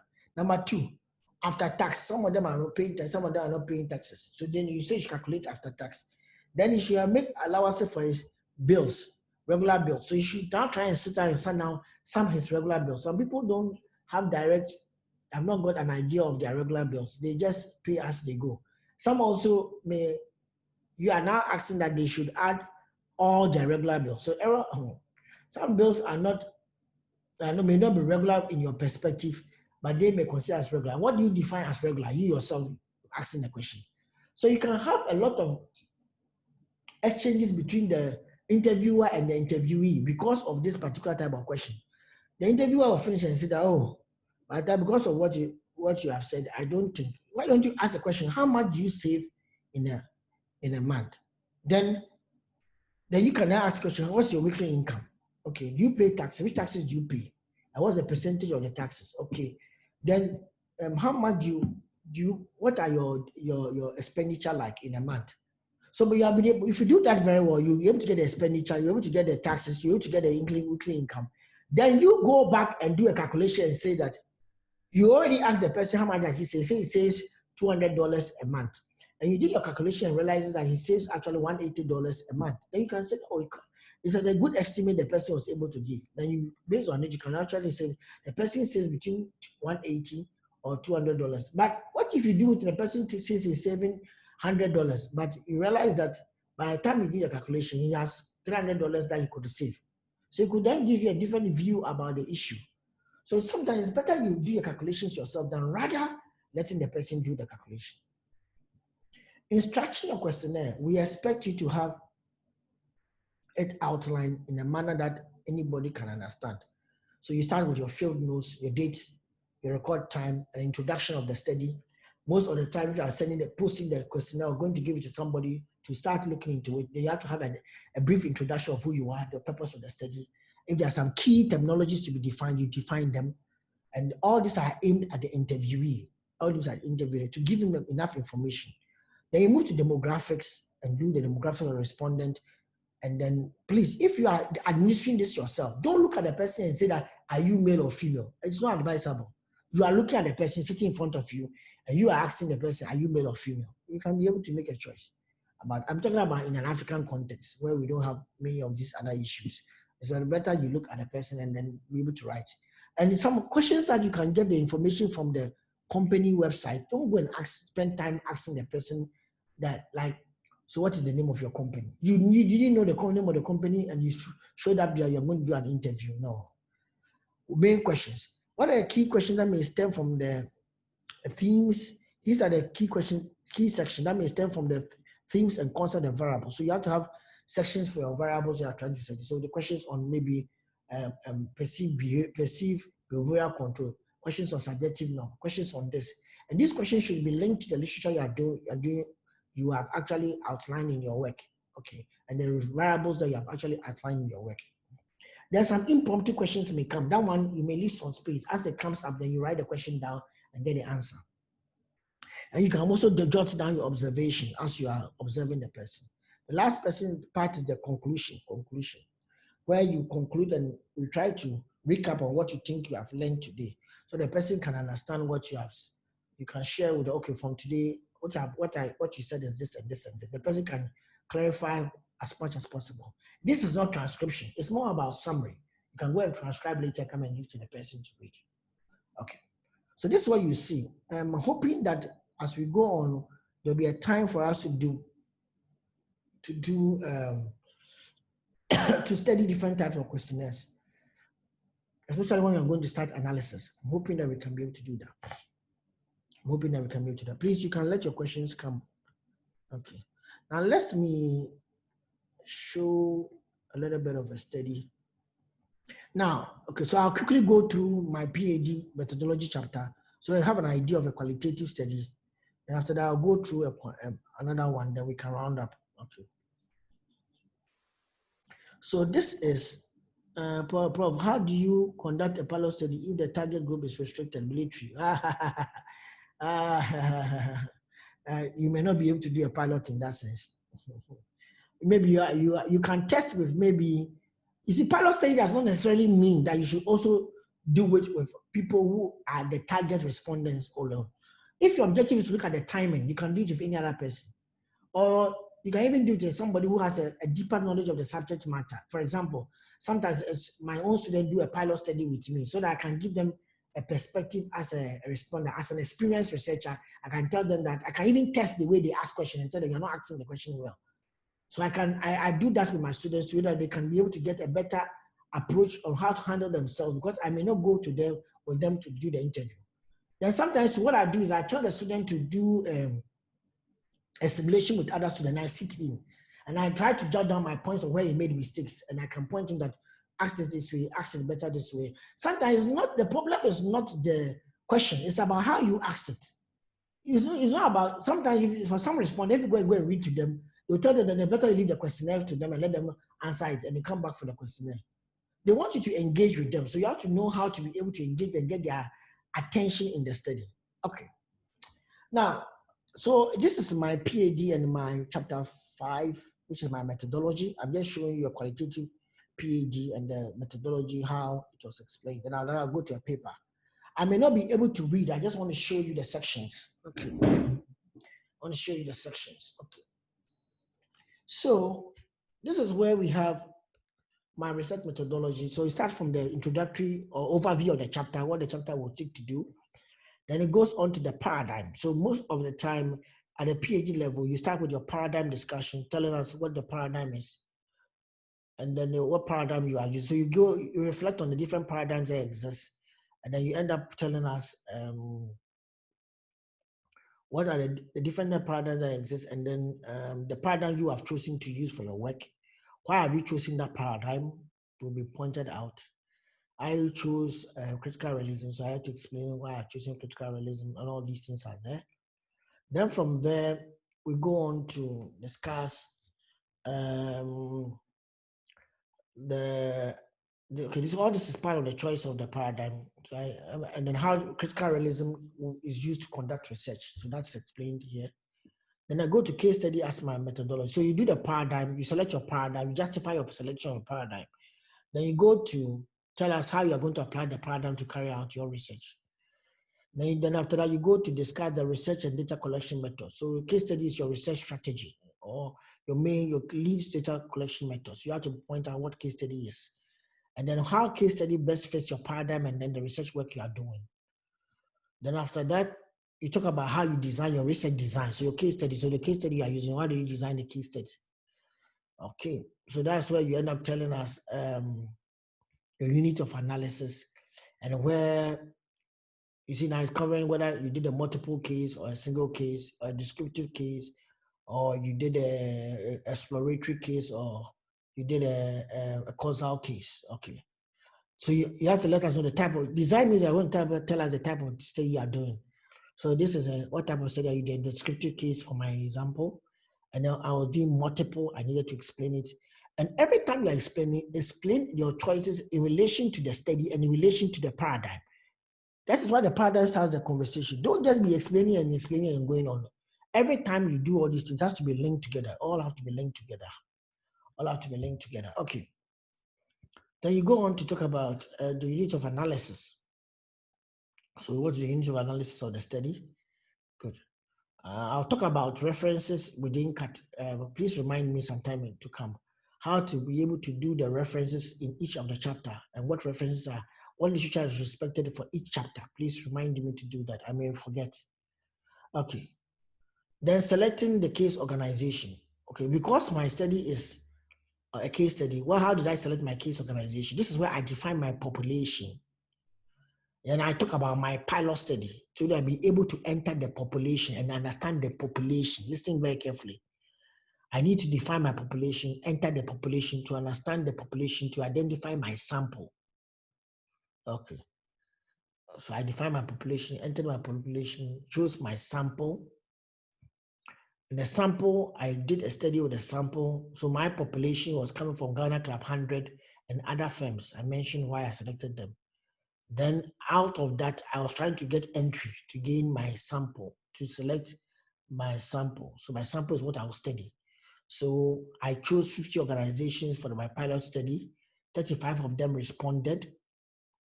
And then 10 of the, there were 50 organizations who were contacted for my study. 35 of them were from Ghana Club 100. Okay. 10 of them, those from the Ghana Club 100, responded. Only four were interviewed for the pilot study. Others didn't give me. But 8 other firms, which are not Club 100 firms, was also interviewed, and an association interviewed. Now you have to know why you are doing all these things, so you have to be justifying them. Then our key findings on my pilot study came from this. What were my key findings? I had some key conclusions or propositions for my pilot study. Those things informed my my study, and it shaped what I was going to do to select for my main study. So in my main study, I needed to make sure that the firms I was choosing will satisfy these 4 criteria. We call it strategic selection of cases, which is called theoretical sampling. So theoretical sampling is a kind of another level of purposive sampling in which you are selecting people, or strategic sampling. You are selecting cases because they best fit your theoretical propositions. Some people call it focus sampling, or your explanations mentioned within your theory. Others call it strategic selection of cases. Our objective was select cases that will provide valid and challenging test and explanation for our theory and theoretical research propositions. So usually we call that one focus sampling, or theoretical sampling, or strategic selection of cases. Okay. So that means that you have to define the criteria based on your theoretical research propositions. And these were the criteria that were guiding me. And out of that, I selected 4 firms, but I had only access to 3. So these things can happen. These things can happen. And out of the 3, I explained what I did with the 3. Then I went to the data collection method. When I entered the 3, what did I do? But because I was even interviewing only those 3, I needed to also interview the industry. So I did this from my data sources. So you can see the primary source of data was obtained from 26 semi-structured interviews of key personnel who participated in the 3 case studies. Then I did 20 follow-up interviews with trading partners. So in some of the studies, we explained that the students should do a table and break it down. How many came from this company? How many came from that company? How many came from this? How many were done here? That is also advisable. Then apart from that, I also I did observation. We call artifact observation. Artifact examination, Artifact examination is a type of observation in which I'm observing the person's website. We in IT use it. We call it artifact examination, but you're observing and doing an examination of the person's website and document internet behavior and email accounts. So in that case, you are kind of doing an in-depth analysis on the website, what they are presented there, how they are presented it, whether they have certain things that best satisfy what you are predefined. So if you say an e-commerce website is the one that has a payment gateway, you see a payment gateway on their e-commerce website. If they didn't have a payment gateway on their e-commerce website, how were they receiving payments? Were they using mobile money? All these are what we call artifact examination. Artifact examination. Okay. It's not all of you that will use this one, but I'm just telling you that there's artifact examination. Then you have got secondary sources of data, company reports and stuff. Then apart from that, we did investigator triangulation. I found out other researchers who were also researching on the same company or have done that before to see whether we can exchange views concerning that. And then we can also exchange documentary materials, background materials on the industry. I also found out people were studying Ghana, ICT in Ghana, so that I could also gain information from them. So you can also interview lecturers and other key people who are doing research in the industry that you are doing the research in, so that you can shape. You can even share some of what you have, but be careful. I remember I shared some of the information with somebody. The person took it and went to write a paper out of it. I regretted it in my life up to today, because maybe I should say I was a little bit trusted too much. I won't say I was naive. I trusted too much. I trusted too much and I shared the information with the person. The person took it and went to publish a paper out of it. By the time I wanted to publish a paper out of the thing, the paper was already out. We all went to the same company. You got more, I got information, but my information was more in-depth concerning the certain aspects of the social media, the e-commerce part of the company. The person took it apart and went to publish it. Okay, so next time, learn wisdom from that. Even though you are exchange the general information, like company, when the company started and all those kind of stuff, but some of the things that will answer your key variables, keep it. That's where your contribution lies. Okay, but sometimes some organizations have report, maybe the person who did a study on them has a report that they share with the company. Like I asked, for example, I went to Busy Internet, I remember, I think so, and I asked, it was even Estelle who told me that somebody had done a study on Busy Internet and a dissertation or something like that. And this way, she shared me the person's, I think, information, direction, some information the person has brought to about the company, that it could give me a summary of what I want to do. So sometimes some of the companies, they are very good. They can share with you what they have already received or collected based on people they have allowed to come and study their own company. You're not the first person studying their company. Okay, so to formulate understanding of the Ghanaian business and ICT context, 28 interviews were also done with firms, internet service providers, academics, industry association, government institution. 22 of them were done in the pilot study. See why pilot study matter? Pilot study, I'm using part of the pilot study to shape my understanding. 22 of these interviews that is the context study, the context. Were done in the pilot study, and 6 were done in the main study. In qualitative, you are not supposed to explain the context. So the context can be part of your pilot study, where you establish where the issue, the phenomenon occurred. Okay. So from there, I talked about my mode of analysis, and I was using explanatory research model, which is presented by Dynamac. But you see, critical realists use retroduction. Retroduction, there are different ways that retroduction can be done. So this one is being explained by Dynamac, and I use the Dynamac approach to explain how I did my my analysis, and I ended up explaining it here. Then after that, I did a summary of what I did. So my epistemological and ontological assumptions were critical realism. I used a retroductive research strategy to unearth the process of how DC firms deploy, my objective. Research methods for descriptive case studies, multiple, and descriptive analysis of the Ghanaian ICT industry. So I used the two. And then data collection, semi-structured joint examination of e-commerce application, that's the artifact examination. When I say joint examination, means that I did it with the owner of the company. I sat down with the company and went through the website together. Documentary materials on e-commerce, semi-structured interviews on it, and then mode of analysis, critical realism, supported by the literature review, analyzing and interpreting findings, and strategies to ensure accuracy and internal validity. Okay, was assured. So then I finished my chapter. Did I do well? Those of you are marking me. Did I do well in my work? Okay. We are not. Oh, you did very well. Very elaborate. Yeah. Okay, so now let's look at it in terms of a paper. Let's look at it in terms of paper so that we can compare the two. This is not my paper anyway. This is Introduction of Accounting Practices in Small Business Firms. Okay, so let's look at it. It's a qualitative paper. I wish I could read it, but I don't, because of time. I know some of you have to go to work and do other things. So later we'll have time to look at it. Please just remind me, we'll have time to look at different ways people write their methodology. Okay, so we have here, we conducted a multiple case. This is a paper, so it's a shorter part of issue. It's much more of a nutshell of what I did. So we conducted a multiple case study to understand how accounting practices are introduced into family businesses. Okay. I think the choice of multiple case studies is why it's defined. Let's see what the paper is about. Case study in the method in family business research. You see, and guidelines for qualitative scholarship. You see, what is very good. Sometimes the topic you are researching, you are doing entrepreneurship, you are doing a study on, let's say, HR and leadership. Find a paper that justifies the use of case study in leadership studies. That's what I was doing. Find a paper. So this person's paper is justifying why he's using case study in accounting studies of family businesses. And he saw Journal of Family Business using of case study in family businesses studies. So you see, when I went to my Viva, they told me that initially, this is the final PhD. Initially, they told me that most of my references are coming from general social science. I should go back to my methodology and add more references from IS to justify my choices of the method, because I've just used generic literature from social sciences.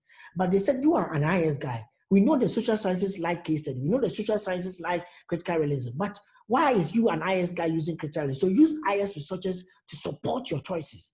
In addition to the social sciences. So the same way, find accounting researchers that have used positivist work. Find HR researchers that have used interpretivist work, if you're interpretivist. Find the different disciplines that you belong to and the work they are doing. Okay. Please, I think you can't see what I'm showing. So let me just show it again. Okay, so this is what I'm showing. We conducted a multiple case study to understand accounting practice introduced in a small family business, but please, did you see my PhD's own? When I was showing my PhD. Hello? Yes, we saw it. Yes, Prof. Okay, then. Okay, so the sample. We use a theoretical sampling. Remember what we talked about theoretical sampling earlier? Guys, you remember it? I mentioned my PhD. I use theoretical sampling. Look at somebody saying that using the same thing. So all the sampling I've told you, I want to show you that when you get into actual work, you see that some of the sampling in the textbook is not what you end up using. You end up using sampling which are based on contemporary academic work. This is from Glazer's work is very old. He used theoretical sampling. We use theoretical sampling to select organizations that will be suitable to investigate the implementation. So your own work, copy the same thing. I use theoretical sampling to the same sentence, then modify it. Then put the reference. This is from, you can use this reference, all right, but you can use my own to Glazer's own. Then you can use other references that is depicting your work. Here's how we write too. Some of you think you have to go, sometimes you look at other people's and combine so that you don't end up plagiarizing. This guy did it like this, okay. In addition to the number of employees and at least one family employee, our sampling criteria included, so you define your sampling criteria. In terms of the type of business, we included the manufacturing organization. I was talking about Ghana Club 100, so he's doing the same thing. Then we excluded retailers. Please, what is you exclude? I also mentioned some of the organizations were left out. All these things you need to do. Why do you exclude this person? Why do you exclude that? Give us rich understanding of what happened in the field. So in terms of year of existence, we selected a company that existed for more than 1 year. Okay, now let me show you. Go to my work. Let me go to my work. Okay, let me go to my work. My PhD. Look at, I just want to show you something. Quickly, I want to show you something. Look at my methodology. My sampling approach. Look at this. This is maturity and outcome. Firms that have, these are my choices. These choices is what he's explaining. These choices, this 1, 2, 3, 4. The same thing is what the guy is doing here. The same thing what the guy is doing here. Okay. Look at what he's saying. In terms of existence, we selected companies that have existed more than 1 year. That's the same thing. In terms of leadership, Yvonne, are you seeing? In terms of leadership, we selected companies that is managed by an original founder, companies that have been successfully undergone. So he has existence, leadership, and then country. I had my own too, and I used it. So he's explaining all the choices. In terms of country, we conducted the study using cases of Mexican companies because results could possibly be influenced by the closeness. Because results could possibly be influenced by closeness of family ties in Mexico, we added one case of American company that might involve different level family ties. So that you see how he's doing his comparisons. Doing this should help us evaluate whether results concerning implementation of accounting practices could be viewed as unique to Mexican culture. So look at, he's picking another one as a control. Coming from that place. Then reliability. Remember last week we did reliability. Remember, class? Yes, we remember. Okay. We designed a case study protocol using an instrument for data collection procedures to enhance the reliability of our case study. Data collected included semi-structured private information, private documentary information, and information from internet and public sources. This is the same thing I did. And I did a breakdown. Of what I collected from semi-structure, what I collected from that, We developed an initial draft of the instrument to Oh, this is interesting. To conduct semi-structured interview, a consultant specializing in family businesses and 2 academics. Remember I mentioned that you can interview academics who were not involved in the study. Assess the comprehensiveness of the question, pilot study. We modify the instrument based on their suggestion. This procedure is recommended to increase the reliability of the case study. You see how it's doing reliability. After the initial set of interviews, oh God, you guys, you have to read this paper. This is lovely. I'm really, really happy about the paper because it sums up everything I did in a very small way for a PhD student, for you to appreciate that it's not just Boateng who is doing it. Other researchers are doing it. And these accounting students and who are doing case study or anybody want to do case study, this is a very good way of looking at it. Yeah. Then said the questions were organized in 4 sections. I told you, explain your questionnaire. Section 1 asks about organizational background. Section 2 asks about accounting practices. Section 3, quantitative people do all this instrument design. Qualitative sometimes just override this. They don't think it's important. The instrument is shown in Appendix 1. So let's go to Appendix 1. Look at it. Section 1. You see how the questions are coming? Section 2. Section 3. Oh, interesting. And he even has part of his data collection. I think you guys have to read this paper. You have to read this paper. Mine. This is lovely. Yeah, it's good. It's good. I realize that Please share with us. I'll share it with you. I'm teaching you better than even my own students that I taught last year. I have to go back and teach them this. You guys, your year, you're getting good things. So this corona has really been helpful. Okay, let me just attach the file to small business. Okay, attach small business. Okay, so I've uploaded the file here, so you guys download it. Okay. Oh, it went to somebody privately. Sorry. It went. There's somebody in the waiting room. Sorry. Okay. Good. Everybody in the meeting. Let me do it again. Okay. Accounting. Okay. Everybody has it now. Everybody has it now. Okay, let's continue. So prior to conducting the interview, we gathered information about organizations from the website. Remember, we did that one too. We first interviewed the owners. You see, I structured my discussion. His is he has structured it, but because it's a short paper, he has to explain it in more of a story form. Okay, this is interesting. Then it goes to analysis. Even pointed that, look, each researcher went to, look at what he's saying. If each researcher went to, each researcher who visited a firm created a first impression summary after the visit. You see what I was telling you, that when you enter into a company, you should be able to, for your qualitative, you should be able to have a description of what happened, what is in the company. You should know in summary, what you are able to get from the company. Okay. During the interview, we requested documentation of any accounting part that have been described. Okay. A total of 2 potential participants, each one from a different organization, declined to participate. Okay. Now let's continue. We conducted an analysis with qualitative analysis software in Vivo. Oh, wow. I don't know whether we'll get time to learn in Vivo, but I'll try and get a video tutorial on it and give it to you. Because the software, I don't know whether, I think UG has bought it. You may have to check from UGCS. I'll ask Professor about it. Following the standard procedures for qualitative data, I use Mouse and Huberman, which is also critical realism approach. Such software support the handling of unstructured data by providing an audit trail or tags and stuff. We'll talk about this when we're doing analysis. In addition to the software links, this graphical displays of coding to source and to source data, helping the researcher to keep interpretation close to original data. Okay. Don't strip the data from the context. We always talk about that. I'll talk about this analysis. Okay. 2 researchers performed the analysis in the language the interviews were conducted. That's interesting.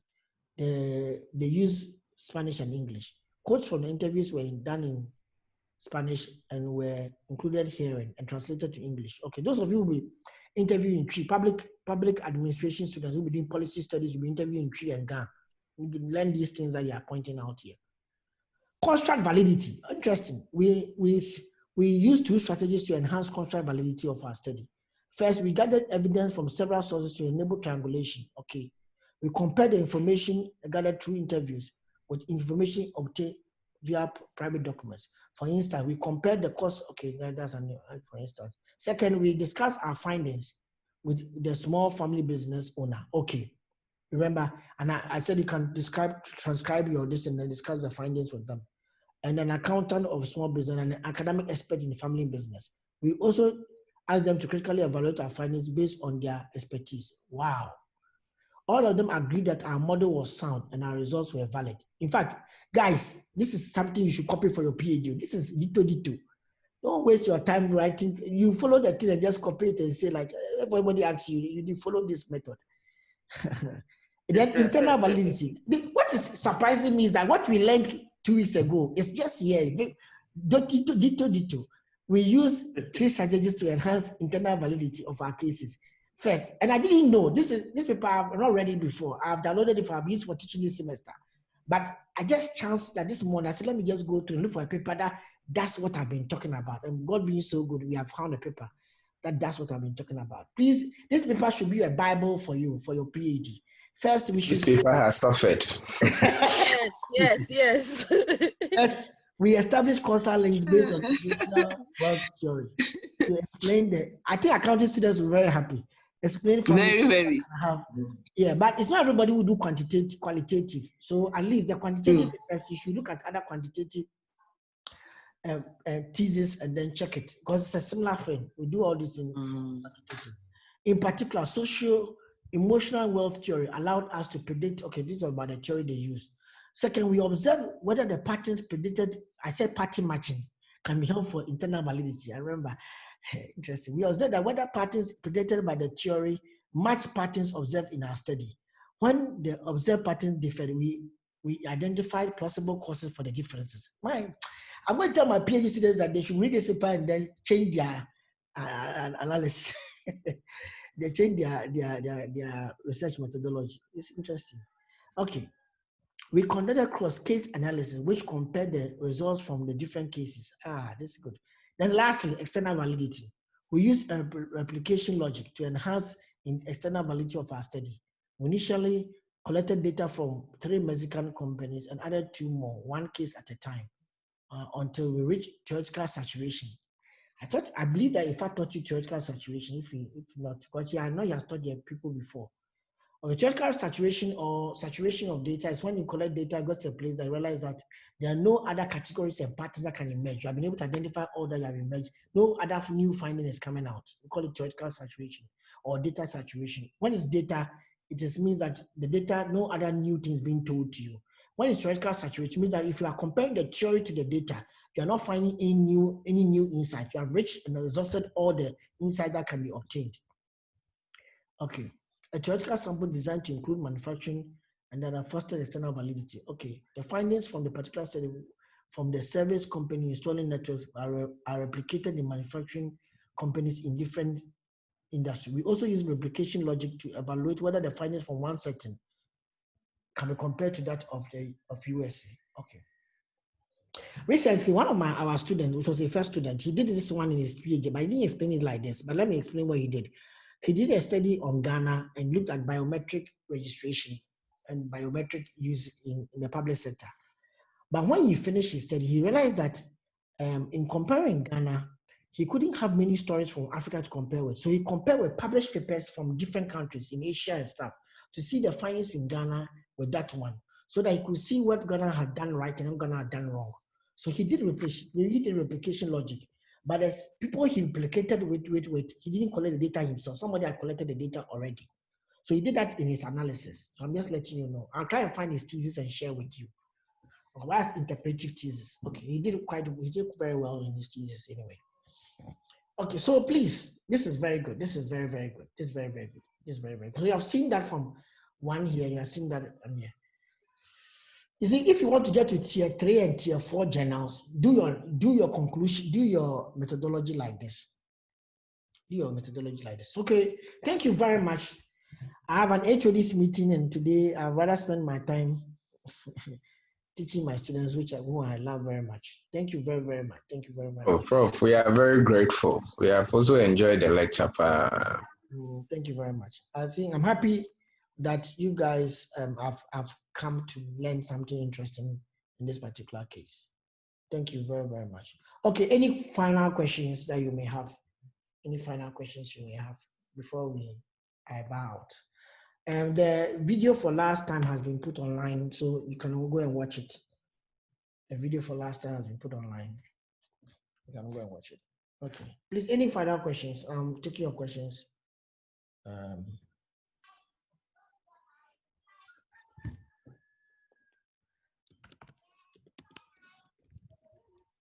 Taking your questions, please.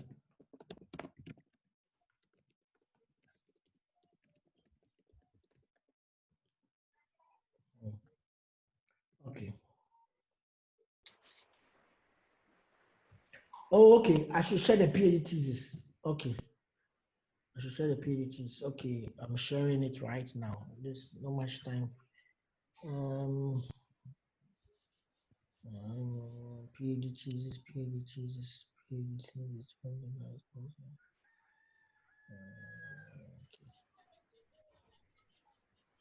Prof. Prof. Yes, please. I'm listening. Yeah, I have checked on Sakai, and the 3 assignment for submission is all the same day, 16th May, 16th May, 16th May. I don't know. What 3 assignments? The other ones are previous assignments that are there already. And then the case study, I gave it to you a long time ago. Even somebody asked me, wrote to me that, Prof, where should I upload it? I finished. So I just Prof, it depends on, maybe the person is not on lockdown. Some of us are on lockdown, so.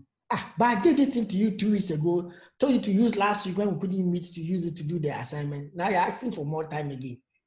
Prof, it's not easy. The emotional, the psychological trauma of this coronavirus, it's not easy. But I'm just asking, but we'll try our best to.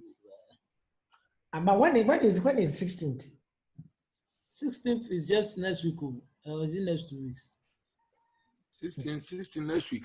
Next 2 weeks. Wow. Yeah.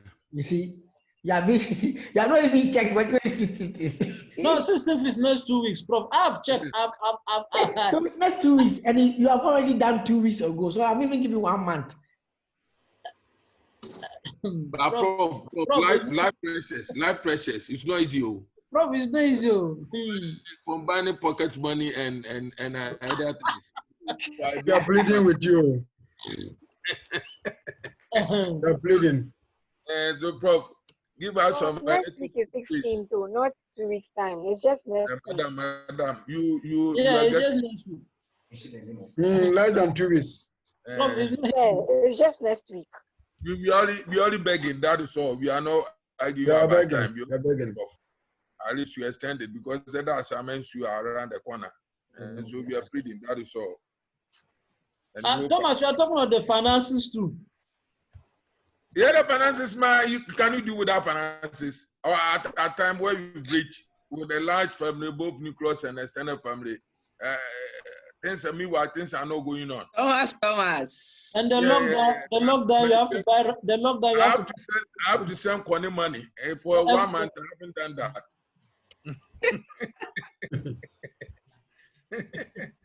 Okay, thanks so much. Greetings to everybody and Prof. No, but we are not concluded. Wait, don't go off. Oh, but Prof is always reasonable and he's always wants to be in touch with his students. So what's your problem? It's concluded. I believe so. But you have not told me when you want me to move it to. At least Prof ending will be the best. Ending will be the Ending, best. all the things almost ending. And so some overlap. Some will overlap. Thomas. Yeah. Aziz. For this class, Aziz. Yeah, honorable. Aziz. But you guys, didn't you hear that the national service people have been told to resume? Are you sure you are not going to be told to resume next week? No, please. Let's pray so. When you are on campus, you are more academically disciplined. Yes, then when you are in the house. Yeah, so many things. Do you have any information whether we are coming back? No, Prof, we are not coming back soon because of the 25 per people. The service personnel are coming back because they have to end their national service for the new ones to come in. And they went on leave. But how can they come back when the lecturers are not for schools like this? Exactly. How can they come back? What they are doing in the offices are that we are running shifts. So there will not be more than 3 people in an office. So they are only coming back to complement the staff strength. And then the incoming ones have been asked to do the online. So they will be posted online. There won't be a lot of physical interactions as compared to when lectures are in session and you need more than 25 people in a class. Wow, Belinda, your explanation. So, Thank you, Belinda. So we are not coming back. So no, let me. I still side by Prof because no, please. I'm enjoying your talks here. I have a feeling that by a week or two, they will call us to come to school. That is my feeling. So let us all prepare. No, but all of you who are working with discipline, with government and stuff, you don't have any information about when we are coming back. Prof, I just gave you the information. No. That when are we coming back? It's not very soon. Like that one has not been communicated as yet, because in the offices we are being encouraged to run shifts. So you don't get more than 3 people in an office. No, that one I agree with you, but that one, Belinda, you want to know that is the current situation. But we are talking about future. I can get that and then privately. I can get an intel and then let you know. Okay. Okay. Yeah, the reason why I'm saying is that you, for all of you, you know that you are the way it is. Now in that case, it's better that by 31st, I may have to come and extend the exam, the things again, because if you are not coming back, I can't be putting students, the psychological state of the work, like what he was saying, everybody will always have an excuse the time you are, almost the time that you are, it's time for them to submit an assignment. They will always say that there is a problem. Because I think as it's getting more like 3 months, people are getting more tired in staying home. Now that we are getting to the third month. Exactly.